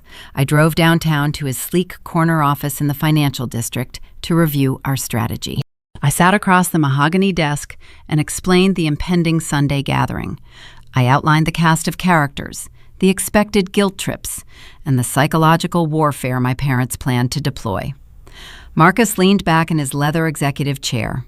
A sharp, predatory grin spread across his face. The expression belonged to a man who possessed the winning hand and was simply waiting for the opposing players to push all their chips into the center of the table. He reached into his desk drawer and withdrew the thick manila folder we had compiled. It contained the printed police report detailing the forced entry into my home desk. It held the digital GPS tracker logs, proving the exact route the stolen asset traveled. Most importantly, it contained the high-resolution printed scan of the forged Department of Motor Vehicles title transfer request. "Take the folder," Marcus said. His tone was definitive. "You do not need to argue with these people, Lyra. You just need to show them the math. Let the documents do the talking." I accepted the heavy envelope. I was walking directly into the lion's den, but I was the one bringing the fire. Sunday morning arrived with a bright, cloudless sky. I did not rush my routine. I approached my preparations with the meticulous focus of a soldier donning armor before a siege. The physical presentation was a crucial component of my strategy. My parents were selling a narrative that I was hysterical, irrational, and acting out of spite. I needed to present a visual contradiction to their lies. I walked into my laundry room and retrieved a crisp, white linen button-down shirt. I set up my ironing board.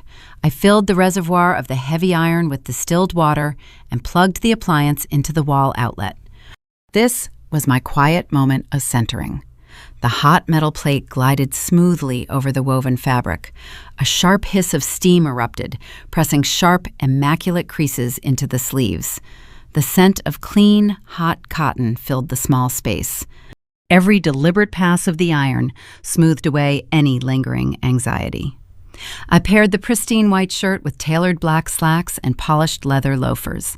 I applied minimal makeup, pulling my hair back into a sleek, severe style. I looked in the full-length mirror. I did not look like a dramatic sibling throwing a tantrum.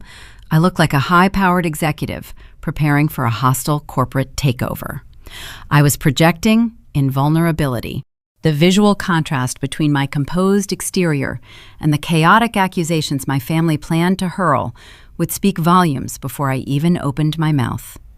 I grabbed my car keys and the thick manila folder. I walked out to my rented sedan, placing the documents carefully on the passenger seat. The drive to Aunt Barb's suburban neighborhood took 30 minutes. The radio remained off. The silence inside the cabin allowed me to rehearse my opening moves. I turned onto the familiar tree-lined street. Cars lined both sides of the curb, confirming the attendance of nearly every local relative. I found a parking spot 3 houses down. I turned off the engine and picked up the folder. The weight of the paper felt grounding in my hands. The trap was set. The audience was seated. It was time to pull back the curtain and show the entire Ella family the true cost of their unconditional loyalty. I parked my rented sedan 3 houses down from Aunt Barb's residence and turned off the ignition. The dashboard clock read exactly 2 o'clock in the afternoon. I stepped out of the air-conditioned cabin and into the oppressive late summer heat. The air felt thick, heavy with humidity, and the faint, acrid scent of burning charcoal. I grasped the thick manila folder in my left hand. The smooth paper pressed against my palm, serving as a physical anchor to the reality I was about to enforce. I walked up the concrete driveway. The sounds of a standard suburban gathering drifted over the tall wooden privacy fence. I heard the clinking of glass bottles, the low rumble of masculine laughter, and the high-pitched shrieks of younger cousins running across the grass. It sounded like a celebration. It sounded like a family enjoying a carefree Sunday afternoon. I reached the wooden side gate, pressed the metal latch, and pushed it open. The hinges let out a brief, sharp squeak. I stepped onto the expansive brick patio. The transformation was instantaneous. The moment my pristine white linen shirt and tailored black slacks became visible, the casual chatter died. It did not fade away gradually. It was severed, as if someone had pulled the main power cord on a stereo system. 30 individual conversations halted simultaneously. Aunts holding plastic cups of iced tea froze in place. Uncles standing around the stainless steel grill turned their heads in unison.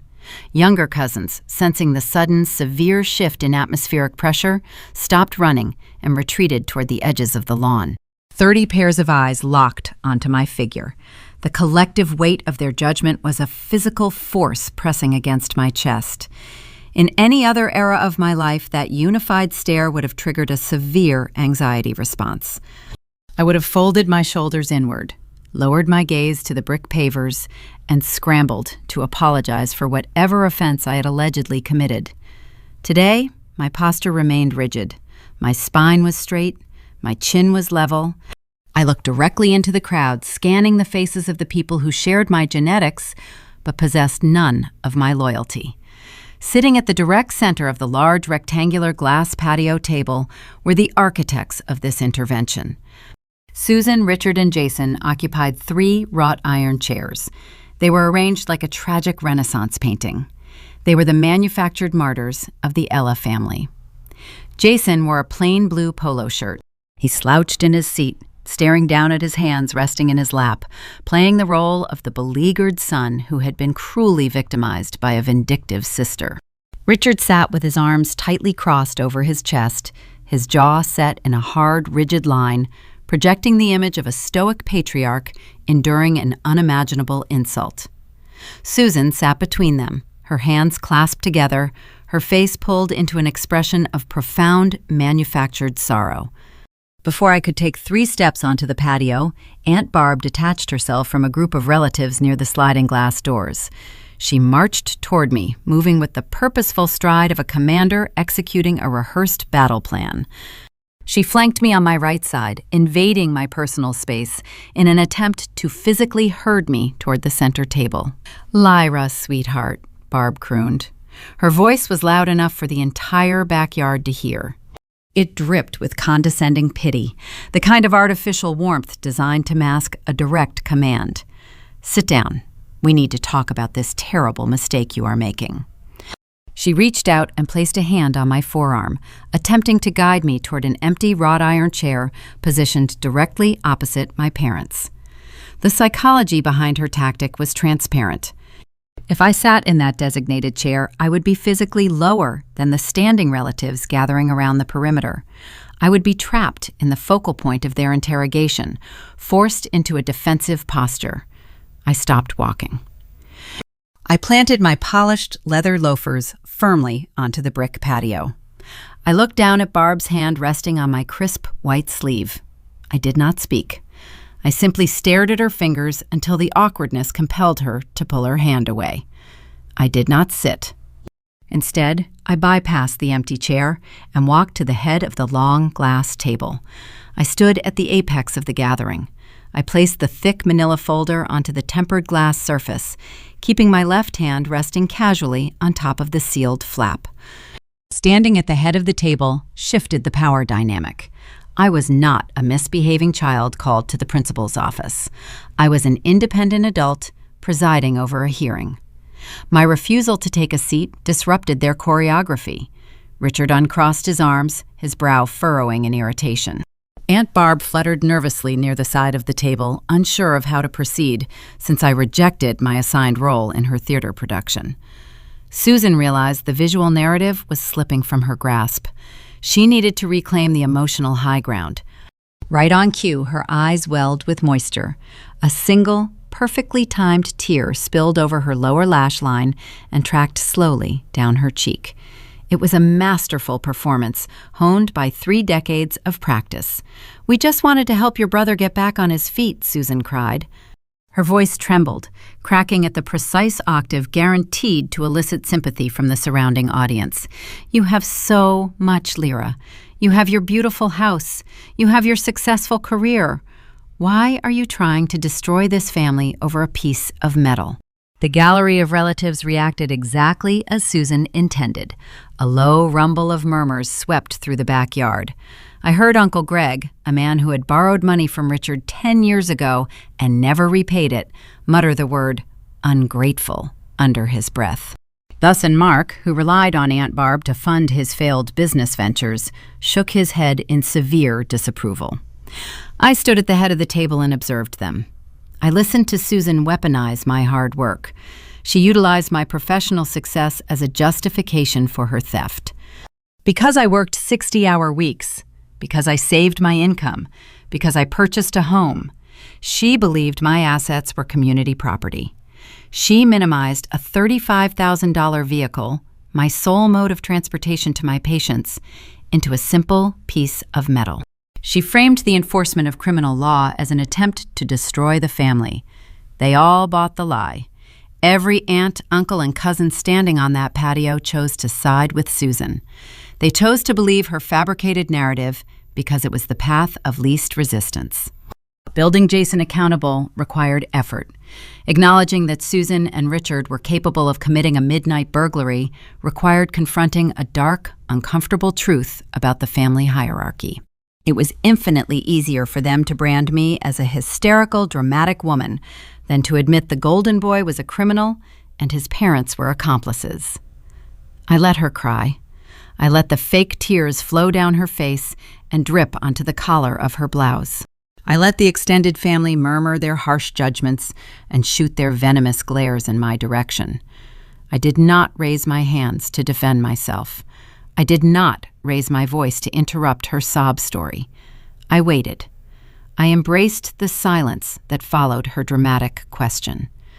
I let the silence stretch, forcing the tension in the backyard to compound and thicken. The afternoon heat was sweltering. Not a single breeze stirred the leaves of the large oak tree hanging over the patio. In the heavy, oppressive quiet, a single cicada began to buzz. The high-pitched metallic drone echoed from the branches above, a sharp, rhythmic sound that underscored the severity of the standoff. The insect vibrated loudly, filling the empty space where my frantic apologies were supposed to be. 30 family members stared at me. They were waiting for me to break. They were waiting for the familiar sight of my shoulders collapsing. They expected the tears to form in my eyes. They anticipated the moment I would apologize for causing such a terrible scene, drop the police charges, and hand the keys back to Jason to restore their fragile, artificial peace. They did not realize I was giving them enough rope to hang themselves. By remaining silent, I allowed Susan to fully and publicly commit to her specific lie. I allowed her to state in front of 30 witnesses that this conflict was merely about borrowing a piece of metal to help her son. I gave her the floor to build her house of cards as high as she possibly could. The cicada stopped buzzing. The silence returned, heavier and sharper than before. Susan looked up at me, her fake tears drying, a flicker of genuine confusion entering her eyes. She realized her guilt trip was hitting a solid brick wall.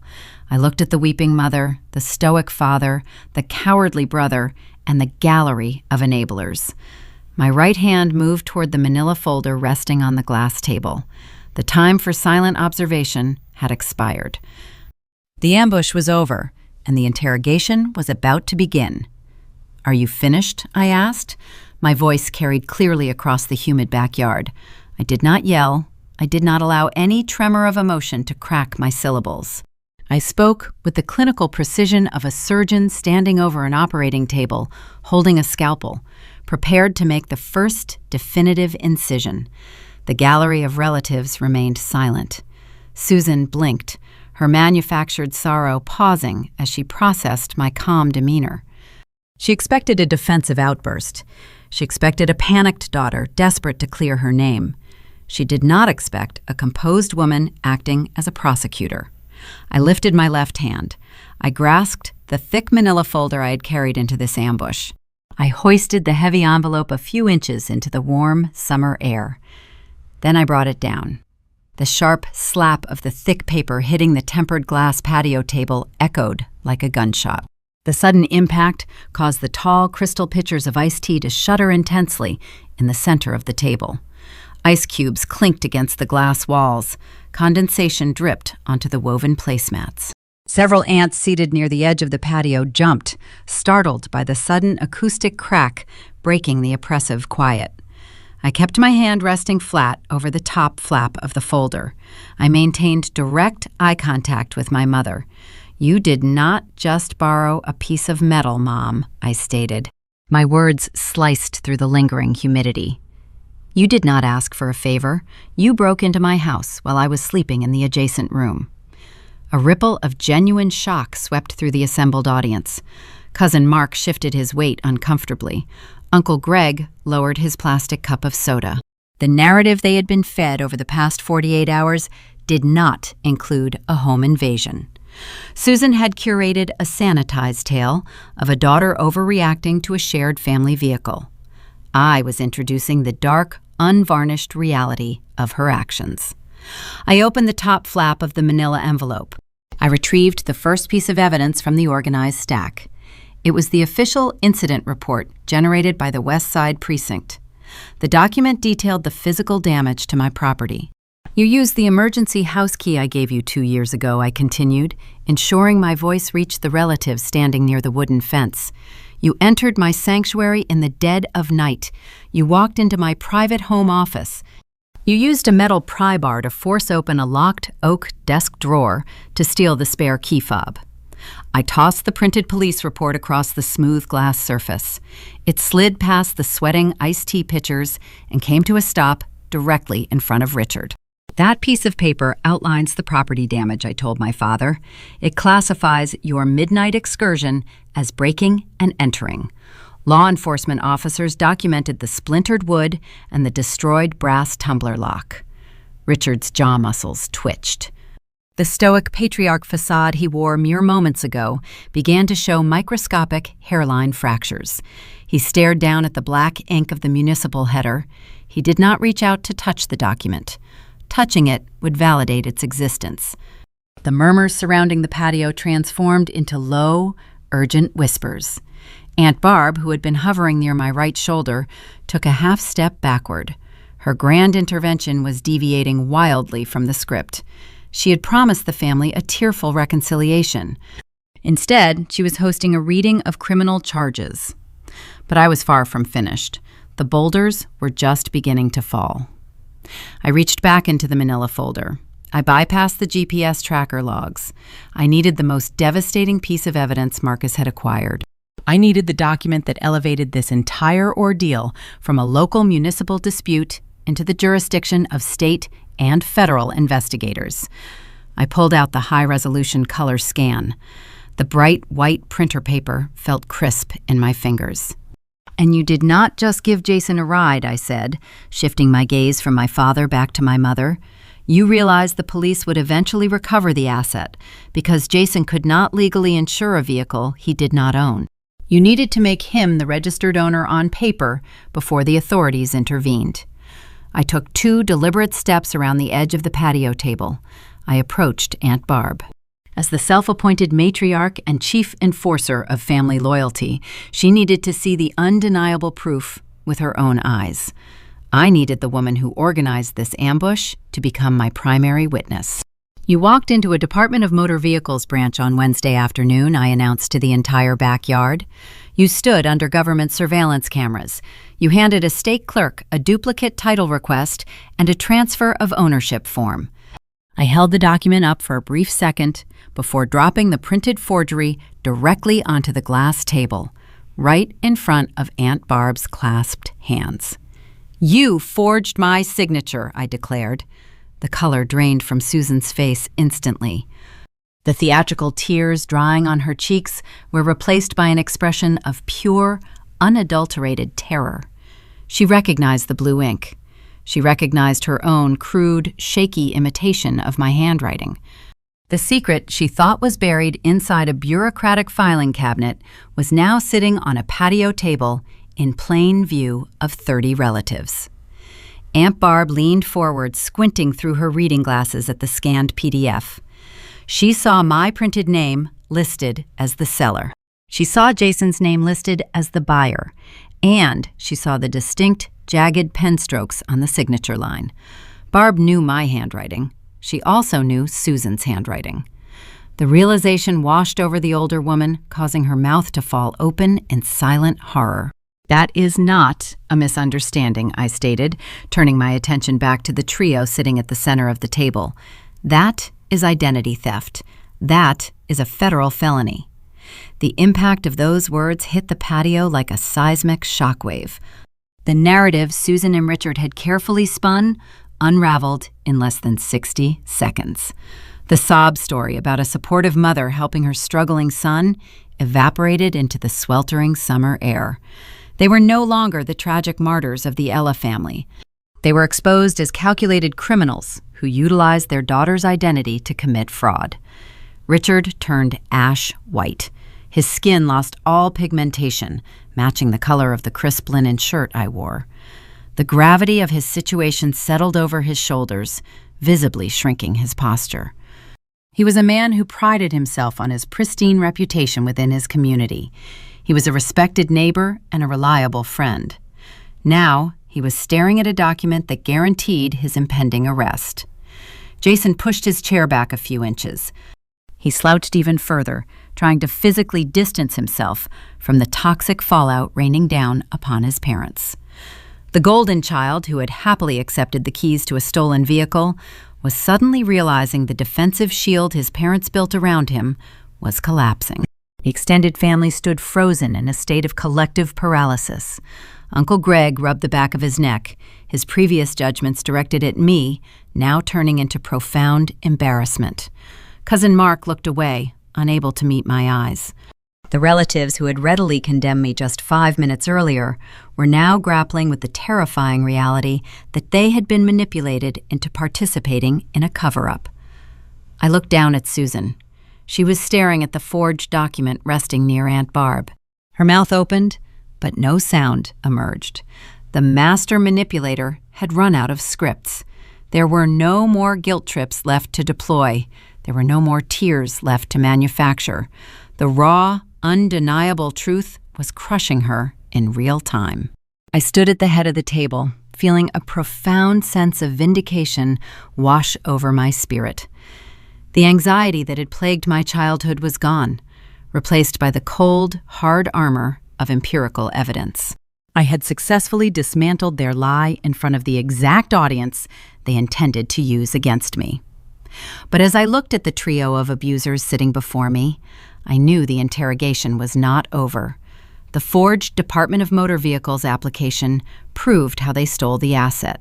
It proved the mechanics of their identity theft. It did not explain why they needed the paperwork expedited so quickly. I reached my hand back into the manila folder one final time. My fingers brushed against the last piece of paper Marcus had secured. It was a financial document.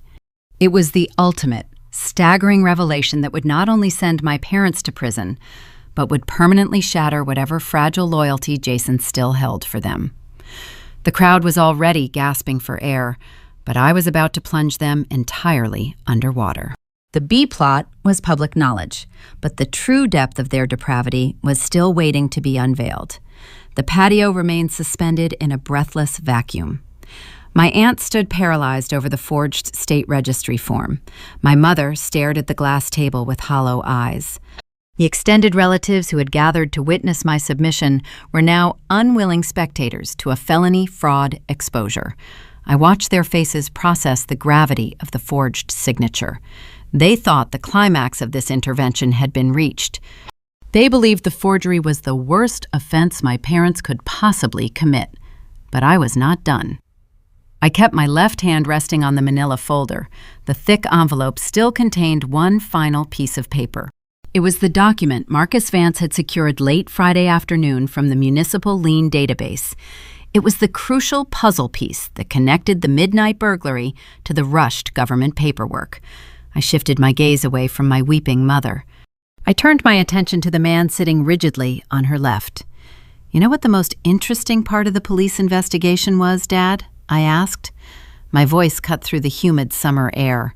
It was a genuine question, delivered with lethal calm. Richard did not answer. He sat, trapped in his wrought iron chair, his arms still crossed over his chest in a fragile attempt to maintain his authority. His knuckles were white from gripping his own biceps. On the glass table directly in front of him sat a half-empty pint of pale ale. "Finding out why you needed to transfer the title so fast," I said. I reached into the envelope. My fingers grasped the final crisp sheet of paper. I pulled it out and held it up for the entire backyard to see. It was not a police report. It was a dense financial contract printed on legal-sized paper, bearing the stark black logo of a notorious short-term lending company. To comprehend the motive behind this specific crime, you have to look at the timeline of Jason's legal troubles. 3 weeks ago, Jason wrapped his sedan around a concrete barrier while driving under the influence of alcohol. To keep their favored son out of a jail cell, Richard and Susan hired a premium defense attorney. That legal retainer drained their checking accounts. But high-priced lawyers do not work for flat fees. They bill by the hour. As Jason's court dates approached, the legal bills compounded. My parents were out of liquid cash, and their golden child was facing imminent incarceration. They needed money. They needed it immediately. And they viewed my independence as an untapped ATM. I lowered the contract and placed it face up on the glass table, sliding it right next to the forged motor vehicle application. Before you handed those keys to Jason on Tuesday morning, I told my father, you took that forged title to a predatory lending office on the edge of town. You walked in with a fake signature and a stolen asset. You sat across from a loan officer, and you used my identity to take out a $15,000 title loan against the equity of my Subaru. The backyard erupted. The collective gasp from 30 relatives sounded like the sudden intake of breath before a plunge underwater. Aunt Barb stumbled backward, her hand flying up to cover her mouth in pure horror. Uncle Greg let out a sharp curse. The murmurs did not return. They were replaced by loud, chaotic exclamations of disbelief and disgust. The narrative my parents had spun about borrowing a car to help a struggling sibling was instantly obliterated. They had not taken the vehicle out of love for their son. They had taken it to extract cold, hard cash. I raised my voice just enough to carry over the rising commotion. You did not just steal a car, I stated, locking my eyes onto Richard. You created a $15,000 high-interest debt and tied it directly to my Social Security number. You legally encumbered my property with a predatory lien. If you missed a single exorbitant monthly payment, that lending company would repossess my vehicle, destroy my credit score, and leave me bankrupt. The cruelty of their calculation was breathtaking. They had effectively mortgaged my future to fund Jason's mistakes. They decided that my financial ruin was an acceptable price to pay to shield him from accountability. When Richard told me years ago that family helps family, he meant that I was expected to drown so Jason could float. Aunt Barb lowered her hand from her mouth. She looked at Richard, her eyes wide with a mixture of betrayal and revulsion. You took out a loan in her name? Barb whispered. The self-appointed enforcer of family unity was finally witnessing the true cost of the peace she always demanded I keep. I looked at my father. He could no longer maintain his stoic facade. The defensive walls he had built around his ego were crumbling into dust. He uncrossed his arms and placed his hands flat on the glass table. Right next to his right hand sat his glass of beer. The afternoon heat was sweltering, causing thick condensation to form on the outside of the chilled pint. I watched a single, heavy drop of water gather near the rim. It swelled, broke free, and slid slowly down the curved glass, leaving a clear, wet trail in its wake. I looked from the glass to my father's face. The physical reaction mirroring the condensation was undeniable. A cold sweat had broken out across his forehead. Small beads of moisture gathered at his hairline and upper lip. The blood had entirely abandoned his cheeks, leaving his skin a sickly pale gray. The sheer panic radiating from his posture was palpable. Richard was a man who understood the rigid mechanics of the banking industry. He knew that municipal police might write off a stolen car as a family dispute, but he also knew that defrauding a licensed financial institution across state lines was a severe criminal offense. He realized in that exact moment that he was not just facing a disappointed daughter. He was facing a grand jury. He was facing state prison. The chaos in the backyard began to settle, replaced by an absolute, terrifying ruin. The aunts and uncles who had judged me when I walked onto the patio were now staring at my parents as if they were dangerous strangers. The social hierarchy of the Ella family was permanently destroyed. There was no coming back from this revelation. There was no apology that could erase a $15,000 fraudulent loan. You told me when I was 16 that I needed to sacrifice for this family, I said to Richard. My voice was eerily calm, contrasting the emotional wreckage surrounding us. You told me I was the strong one. You thought my strength meant I would just carry your burdens forever. You were wrong. My strength is the reason I'm standing here, and my strength is the reason you are going to answer to a judge. The silence that followed my words was heavy and final. I had laid all my cards on the table. The trap had sprung shut with lethal precision. My parents were pinned under the undeniable weight of their own greed and entitlement. But as the devastating reality of the situation washed over the patio, a new dynamic began to shift. The focus in the center of the table moved. While Susan wept into her hands and Richard stared blankly at his sweating glass of beer, the third member of their tragic trio began to stir. Jason had been sitting quietly, trying to make himself invisible as the felonies were listed aloud. He had been perfectly content to let our parents steal from me as long as it benefited his lifestyle. He had happily accepted the keys, the bailed-out freedom, and the protective shield they offered. But golden children are inherently selfish. Their loyalty only extends as far as their comfort. Jason looked at the forged title, the bank loan document, and the horrified faces of the extended family. He realized that the protective shield his parents had built was actually a sinking ship, and he was sitting right in the middle of it. The consequences were no longer theoretical. The threat of prison was real, and Jason was about to prove that toxic family structures are built on a foundation of pure cowardice. The enabler was about to make his move, and the resulting betrayal would sever the final decaying thread that held their twisted dynamic together. The patio remained trapped in a suffocating stillness.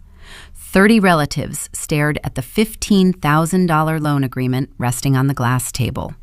The heavy summer air felt thick enough to choke on. I stood at the head of the table, watching the devastating reality of federal fraud settle over my parents. Richard was drowning in a cold sweat. Susan was trapped in a silent state of shock. But my eyes gradually shifted away from the two people who forged my identity. I directed my focus toward the man sitting on the far right side of the wrought iron arrangement. Jason had been remarkably quiet throughout my entire presentation. When I revealed the midnight burglary, he stared at his lap. When I dropped the forged motor vehicle application onto the glass, he slouched lower in his seat, trying to blend into the surrounding upholstery. To understand his silence, you have to understand the core architecture of a golden child. People assume the favored sibling is fiercely loyal to the parents who constantly bail them out. That assumption is entirely incorrect. Toxic loyalty is highly conditional. It is a transactional relationship built on convenience. Jason did not love Susan and Richard for who they were. He loved them for the protective shield they provided. He loved the rent-free basement, the catered meals, and the blank checks that erased his mistakes. But the protective shield was gone. The bank document sitting on the table represented a threshold my brother was terrified to cross. Jason was already navigating the precarious waters of criminal probation due to his recent drunk driving conviction. He knew the terms of his release perfectly well. Any new legal infraction would trigger an immediate revocation of his bail. He was looking at a piece of paper that tied him to a stolen vehicle, a forged identity, and a $15,000 financial crime. In the eyes of a prosecuting attorney, receiving that stolen asset made him an accessory to a felony. The self-preservation instincts of a chronic narcissist are swift and ruthless. When confronted with inescapable consequences, the golden child will always sacrifice the enabler to save themselves. The tension around the patio reached a critical mass. Jason looked at the horrified expressions of Uncle Greg and Aunt Barb. He realized the entire extended family was mentally drafting a prison sentence for the three people sitting at the table. He refused to go down with the ship. Jason shoved his wrought iron chair backward with frantic force. The metal legs scraped harshly against the brick pavers, creating a grating screech that made several relatives flinch. He jumped to his feet. His face was flushed red, distorted by a sudden, desperate panic. He did not look at me. He pointed a trembling, accusatory finger directly at the woman sitting next to him. "I did not know about the loan," Jason shouted. His voice echoed across the quiet suburban yard, laced with a high-pitched desperation. "They told me they bought the car from you. I had nothing to do with the forgery. You have to tell them, Mom. Tell everyone I did not know." He was throwing the very people who had ruined their own lives for him squarely under the bus. He did not offer a single word of gratitude for the second mortgage they took out to post his bail just 2 days ago. He did not care that Susan had risked a state penitentiary sentence simply to ensure he did not have to ride public transportation. He stripped away their martyrdom and exposed the transaction for what it truly was. He was willing to watch his mother burn if it meant he could escape the flames. Susan lifted her head. The shock of my financial revelation was instantly eclipsed by the profound, agonizing betrayal unfolding right beside her. The master manipulator was finally tasting her own poison. She looked up at her favored son, the boy she had worshipped and protected at my expense for 3 decades. Her face crumbled into an expression of raw, unadulterated anguish. "Jason, please," Susan whispered. Her voice broke for real this time, cracking under the weight of a shattered illusion. She reached her right hand out toward him, her fingers trembling, silently begging him to stand by her side and share the burden of the shame. Jason did not take her hand.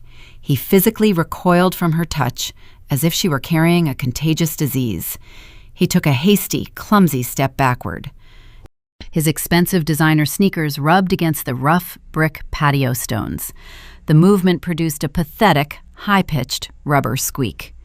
That singular, trivial sound cut through the heavy, emotional atmosphere. It was a pathetic noise, fitting for a pathetic man. I recognized those shoes immediately. They were a limited edition release he purchased a few months ago, likely funded by the same parents he was currently abandoning. The family dynamic they had meticulously protected, the hierarchy they maintained by turning me into a financial shock absorber, collapsed inward with breathtaking speed. It was a spectacular implosion. The enabler was proving, in front of 30 witnesses, that he cared for no one but himself. He possessed 0 loyalty, 0 courage, and 0 gratitude. Richard watched the entire exchange from his rigid position at the table. The stoic patriarch was forced to swallow a bitter, jagged truth. He had alienated his independent, successful daughter to cater to a son who viewed him as nothing more than an expendable resource. The father who once lectured me about how family helps family was currently watching his own flesh and blood sever ties the moment the relationship became a legal liability. The extended relatives standing around the perimeter of the lawn recoiled in disgust. Aunt Barb lowered her gaze, unable to watch the pathetic display of cowardice any longer. Uncle Greg shook his head, a gesture of profound disappointment directed entirely at the 30-year-old man pleading his innocence. The carefully constructed facade of the loving Ella household was reduced to rubble. They were exposed as a trio of desperate, self-serving individuals bound together solely by greed and manipulation. I stood at the head of the glass table and watched the wreckage. I felt no pity for Susan as her hand dropped limply back to her lap. I felt no sorrow for Richard as he stared blankly at his sweating pint of beer. And I felt nothing but cold contempt for the brother who was currently backing away toward the wooden gate, trying to distance himself from the crime scene he directly benefited from.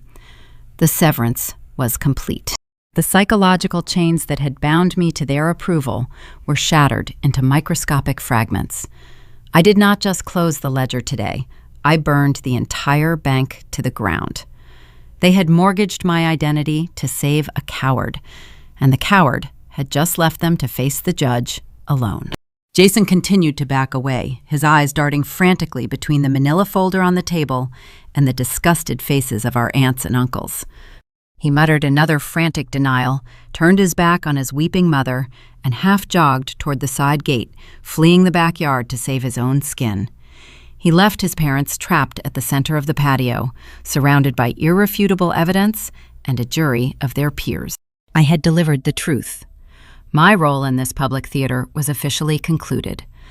But the natural consequences of their actions were only just beginning to unfold. The legal machinery I had set into motion was relentless, and the upcoming week would bring a cascade of financial and judicial ruin that would systematically dismantle whatever remained of their fractured lives. I gathered my belongings, turned away from the table, and prepared to leave the ruins of my childhood behind. I did not stay to watch the remaining ashes scatter across the brick patio.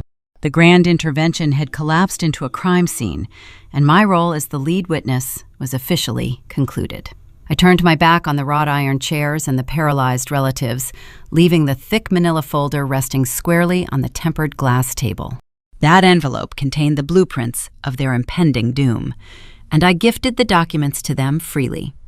The walk from the center of the yard toward the wooden side gate felt entirely different than my arrival. The oppressive gravity of familial expectation was gone. The air seemed lighter. The only sound accompanying my exit was the steady, rhythmic tapping of my leather loafers against the pavement. I navigated the concrete driveway, unlocked my rented sedan, and merged onto the main suburban thoroughfare. I did not check my rearview mirror. Monday morning arrived, bringing the inflexible, grinding machinery of the justice system. The municipal detective assigned to my stolen vehicle case cross-referenced the forged Department of Motor Vehicles paperwork with the local lending institutions. Financial corporations possess zero tolerance for identity theft. They do not care about tearful apologies or blood relations. The moment the loan officers realized their $15,000 contract was secured by a fraudulent signature and a contested asset, their corporate attorneys initiated a secondary wave of prosecution. Susan and Richard were no longer merely fighting a local district attorney over a car. They were facing a multi-million-dollar banking entity demanding immediate restitution alongside formal criminal fraud charges. The bank froze their remaining meager accounts to mitigate the corporate loss. The collateral damage spread with devastating speed. To comprehend the swiftness of Richard's ruin, you must understand his career trajectory. My father worked as a senior logistics coordinator for an aerospace defense contractor. That specific position required an active, unblemished federal security clearance. By Wednesday afternoon, the state felony fraud indictment populated in the automated continuous evaluation system monitored by his employer. Government security protocols operate on a binary framework. A pending charge for financial deception triggers an immediate, non-negotiable suspension of access credentials. Richard was sitting at his desk when two security personnel approached his cubicle. He was not permitted to pack his own belongings. He was escorted out of his office building, forced to walk past his whispering colleagues, and stripped of his security badge before the lunch hour. His salary was frozen. His health benefits were paused. The stoic provider, the man who built his entire identity around being the respected patriarch, was rendered unemployed and disgraced in a matter of minutes. The facade of his pristine reputation shattered under the fluorescent office lights. The compounding disaster created an inescapable mathematical equation for my parents. They required premium defense attorneys to avoid serving time in a state penitentiary. High-caliber legal representation demands exorbitant retainers up front. Their liquid savings were already decimated by Jason's previous drunk driving incident. They had maxed out their available credit lines to post his recent bail. There was only one asset left to liquidate. On a rainy Tuesday morning, 2 weeks after the patio ambush, a real estate agent arrived at my childhood home. It was the same house where I spent my youth scrubbing diner tables to save money, only to watch those funds drained for my brother. A heavy wooden post was driven deep into the manicured front lawn. The sharp, dull thud of a mallet striking the painted wooden sign echoed through the quiet suburban neighborhood. Raindrops slid down the glossy placard, advertising a 4-bedroom property for immediate sale. That sign did not just market a piece of real estate. It signaled the final, undeniable destruction of the Ella family structure. They were forced to sell their sanctuary, the very roof over their heads, to purchase their freedom from the prison system. Setting the house created an immediate logistical crisis for the Golden Boy. Jason had utilized the finished basement as a permanent luxury suite for his entire adult life. He never signed a residential lease. He never paid utility bills. He never contributed a single dollar toward the mortgage. Suddenly, the property was under a contingency contract. The new buyers demanded a vacant, broom-clean delivery prior to closing. Jason was effectively evicted by his own parents' financial collapse. Furthermore, the district attorney amended his original auto theft case. Because he accepted the physical keys and possessed the stolen vehicle at his apartment complex, the prosecutor formally charged him as an accessory after the fact to the title fraud. The insulated bubble Susan and Richard spent 3 decades inflating had finally popped, leaving Jason fully exposed to the harsh, unforgiving elements of actual reality. Desperation strips away pride. A man who refuses to work will always seek a new host to drain when his primary source is severed. On a Friday evening, my phone vibrated on the kitchen quartz counter. I had unblocked his number temporarily during the police investigation, per Marcus Vance's advice, strictly to preserve incoming digital evidence. A text message populated on the bright screen. It was a long, frantic paragraph, devoid of his usual entitled arrogance. He detailed his impending homelessness, using highly manipulative language to paint himself as a victim of our parents' poor choices. He complained that Mom and Dad were broke, facing jail time, and treating him unfairly by forcing him to pack his belongings. Then came the audacious, staggering request. He begged to move into my spare bedroom. He promised he would look for a corporate job. He swore he just needed a few weeks of free rent to get back on his feet. The audacity of a man asking to live in the home of the sister he just helped rob defies logic. He believed the invisible ledger of my childhood was still open. He assumed my intrinsic empathy would override my self-preservation. He thought the title of brother still carried enough currency to purchase my submission. I read the glowing text, observing the sheer panic radiating from his poorly constructed sentences. I did not draft a reply.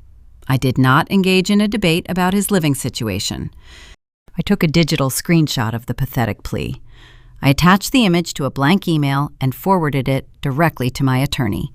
Marcus would include the communication in the ongoing civil restraining order petition we were currently filing against the entire trio. I did not initiate this sequence of events to destroy them. Retribution was never my primary objective. I acted because the only effective method to neutralize a parasite is to sever the host connection. For 28 years, they utilized my stability to subsidize their dysfunction. When I finally withdrew my resources, they drowned in the exact reality they had meticulously created. Susan and Richard chose to prioritize a criminal's comfort over a daughter's security. Jason chose to bite the hand that offered him a stolen car. They authored their own ruin. I simply stopped paying the publisher.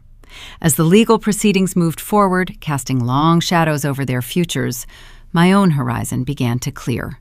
The storm I had weathered left behind a profound, quiet peace, setting the stage for a new chapter, unburdened by the ghosts of my past. 6 months later, the calendar flipped to a mild, breezy April. I was driving westbound on a long stretch of interstate highway. The windows of my metallic gray Subaru Outback were rolled down, letting the fresh spring air rush through the cabin and tangle in my hair. The digital dashboard clock glowed brightly, but I was not rushing to meet an impossible family demand. I was heading toward a lucrative new physical therapy contract in a brand new state. The late afternoon sky was painted in brilliant strokes of orange and amber. The warm, golden hour sunlight poured through the windshield. It caught the textured leather of the steering wheel, illuminating my hands, resting firmly at 10 and 2. I tightened my grip, feeling the solid, reassuring texture beneath my palms. I was no longer a passenger in my own life. I was driving. I controlled the destination. The road behind me was long, but the wreckage I left in my rearview mirror had finally stopped smoking. The bureaucratic nightmare my parents engineered was dismantled, piece by piece. Marcus Vance delivered on every single promise he made in that downtown corner office. The state registry officially voided the forged motor vehicle application. The predatory lending company, facing a mountain of undeniable digital evidence and a furious civil court judge, released the fraudulent $15,000 lien. My vehicle title was scrubbed clean and returned to my safe deposit box. My credit score recovered from the artificial dip caused by the high-interest loan inquiry. The asset was legally and irrevocably mine again. The deep scratches on my home office desk were repaired. The shattered brass tumbler was replaced with a reinforced steel lock, though I hardly needed it anymore. I sold that suburban house a month ago. The accumulated equity provided a substantial financial cushion for my interstate relocation. I packed my life into moving boxes and left town. I did not leave a forwarding address with any member of my extended family. My phone rested in the center console of the car. It was quiet. The profound, unbroken silence emanating from that device was the greatest luxury I had ever acquired. There were no frantic text messages demanding emergency funds. There were no guilt-laden voicemails from aunts or uncles begging me to drop the charges and save the family reputation.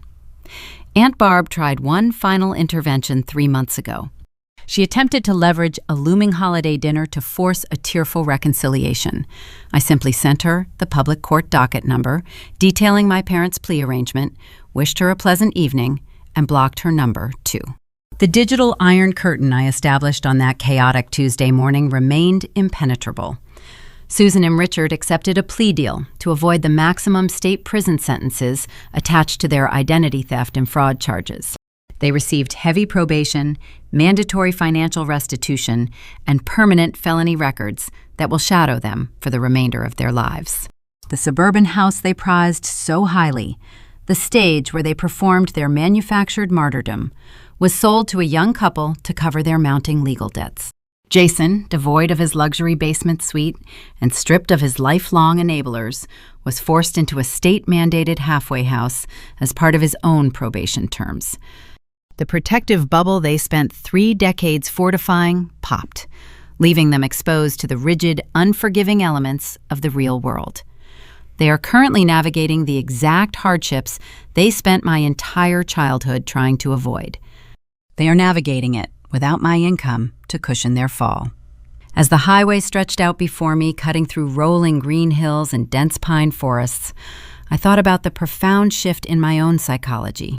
I spent 28 years operating under a fundamental misconception of love.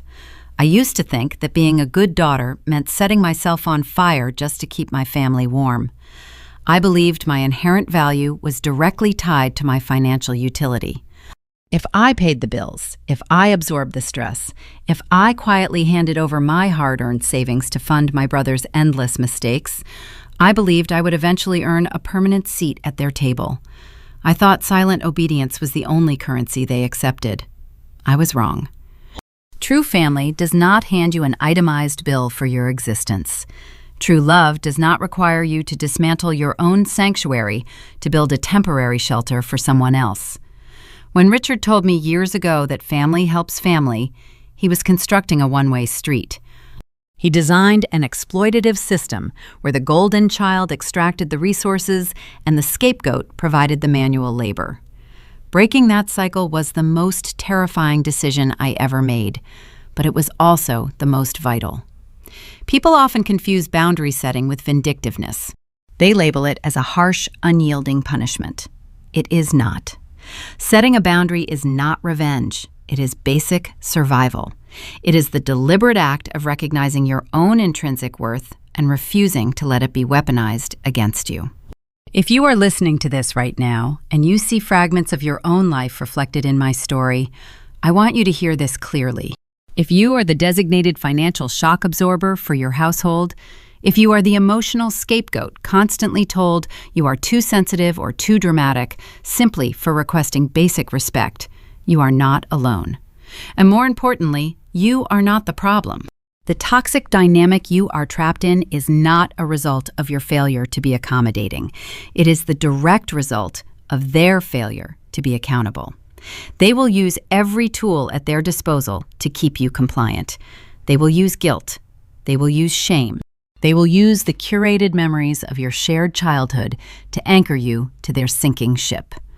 They will call you selfish for prioritizing your own stability.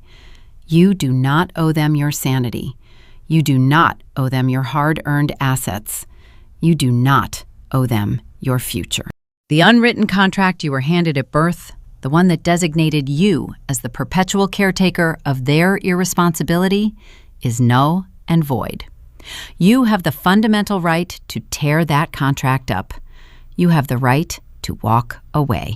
You have the right to lock your doors, secure your bank accounts, and let the people who consistently make terrible choices face the natural, unshielded consequences of those actions. Walking away does not make you a bad sibling. It does not make you a defective child. It makes you a survivor. The moment you stop managing their crises is the exact moment you reclaim the energy required to build your own life. The guilt you feel initially is just the lingering echo of their manipulation. Let it echo. It will eventually fade, replaced by the deep, enduring peace of a quiet home and a secure future. I found my peace on a cold Tuesday morning when I chose to look at a digital map instead of surrendering to a demanding text message. I found my strength when I allowed the justice system to introduce my brother to the real world.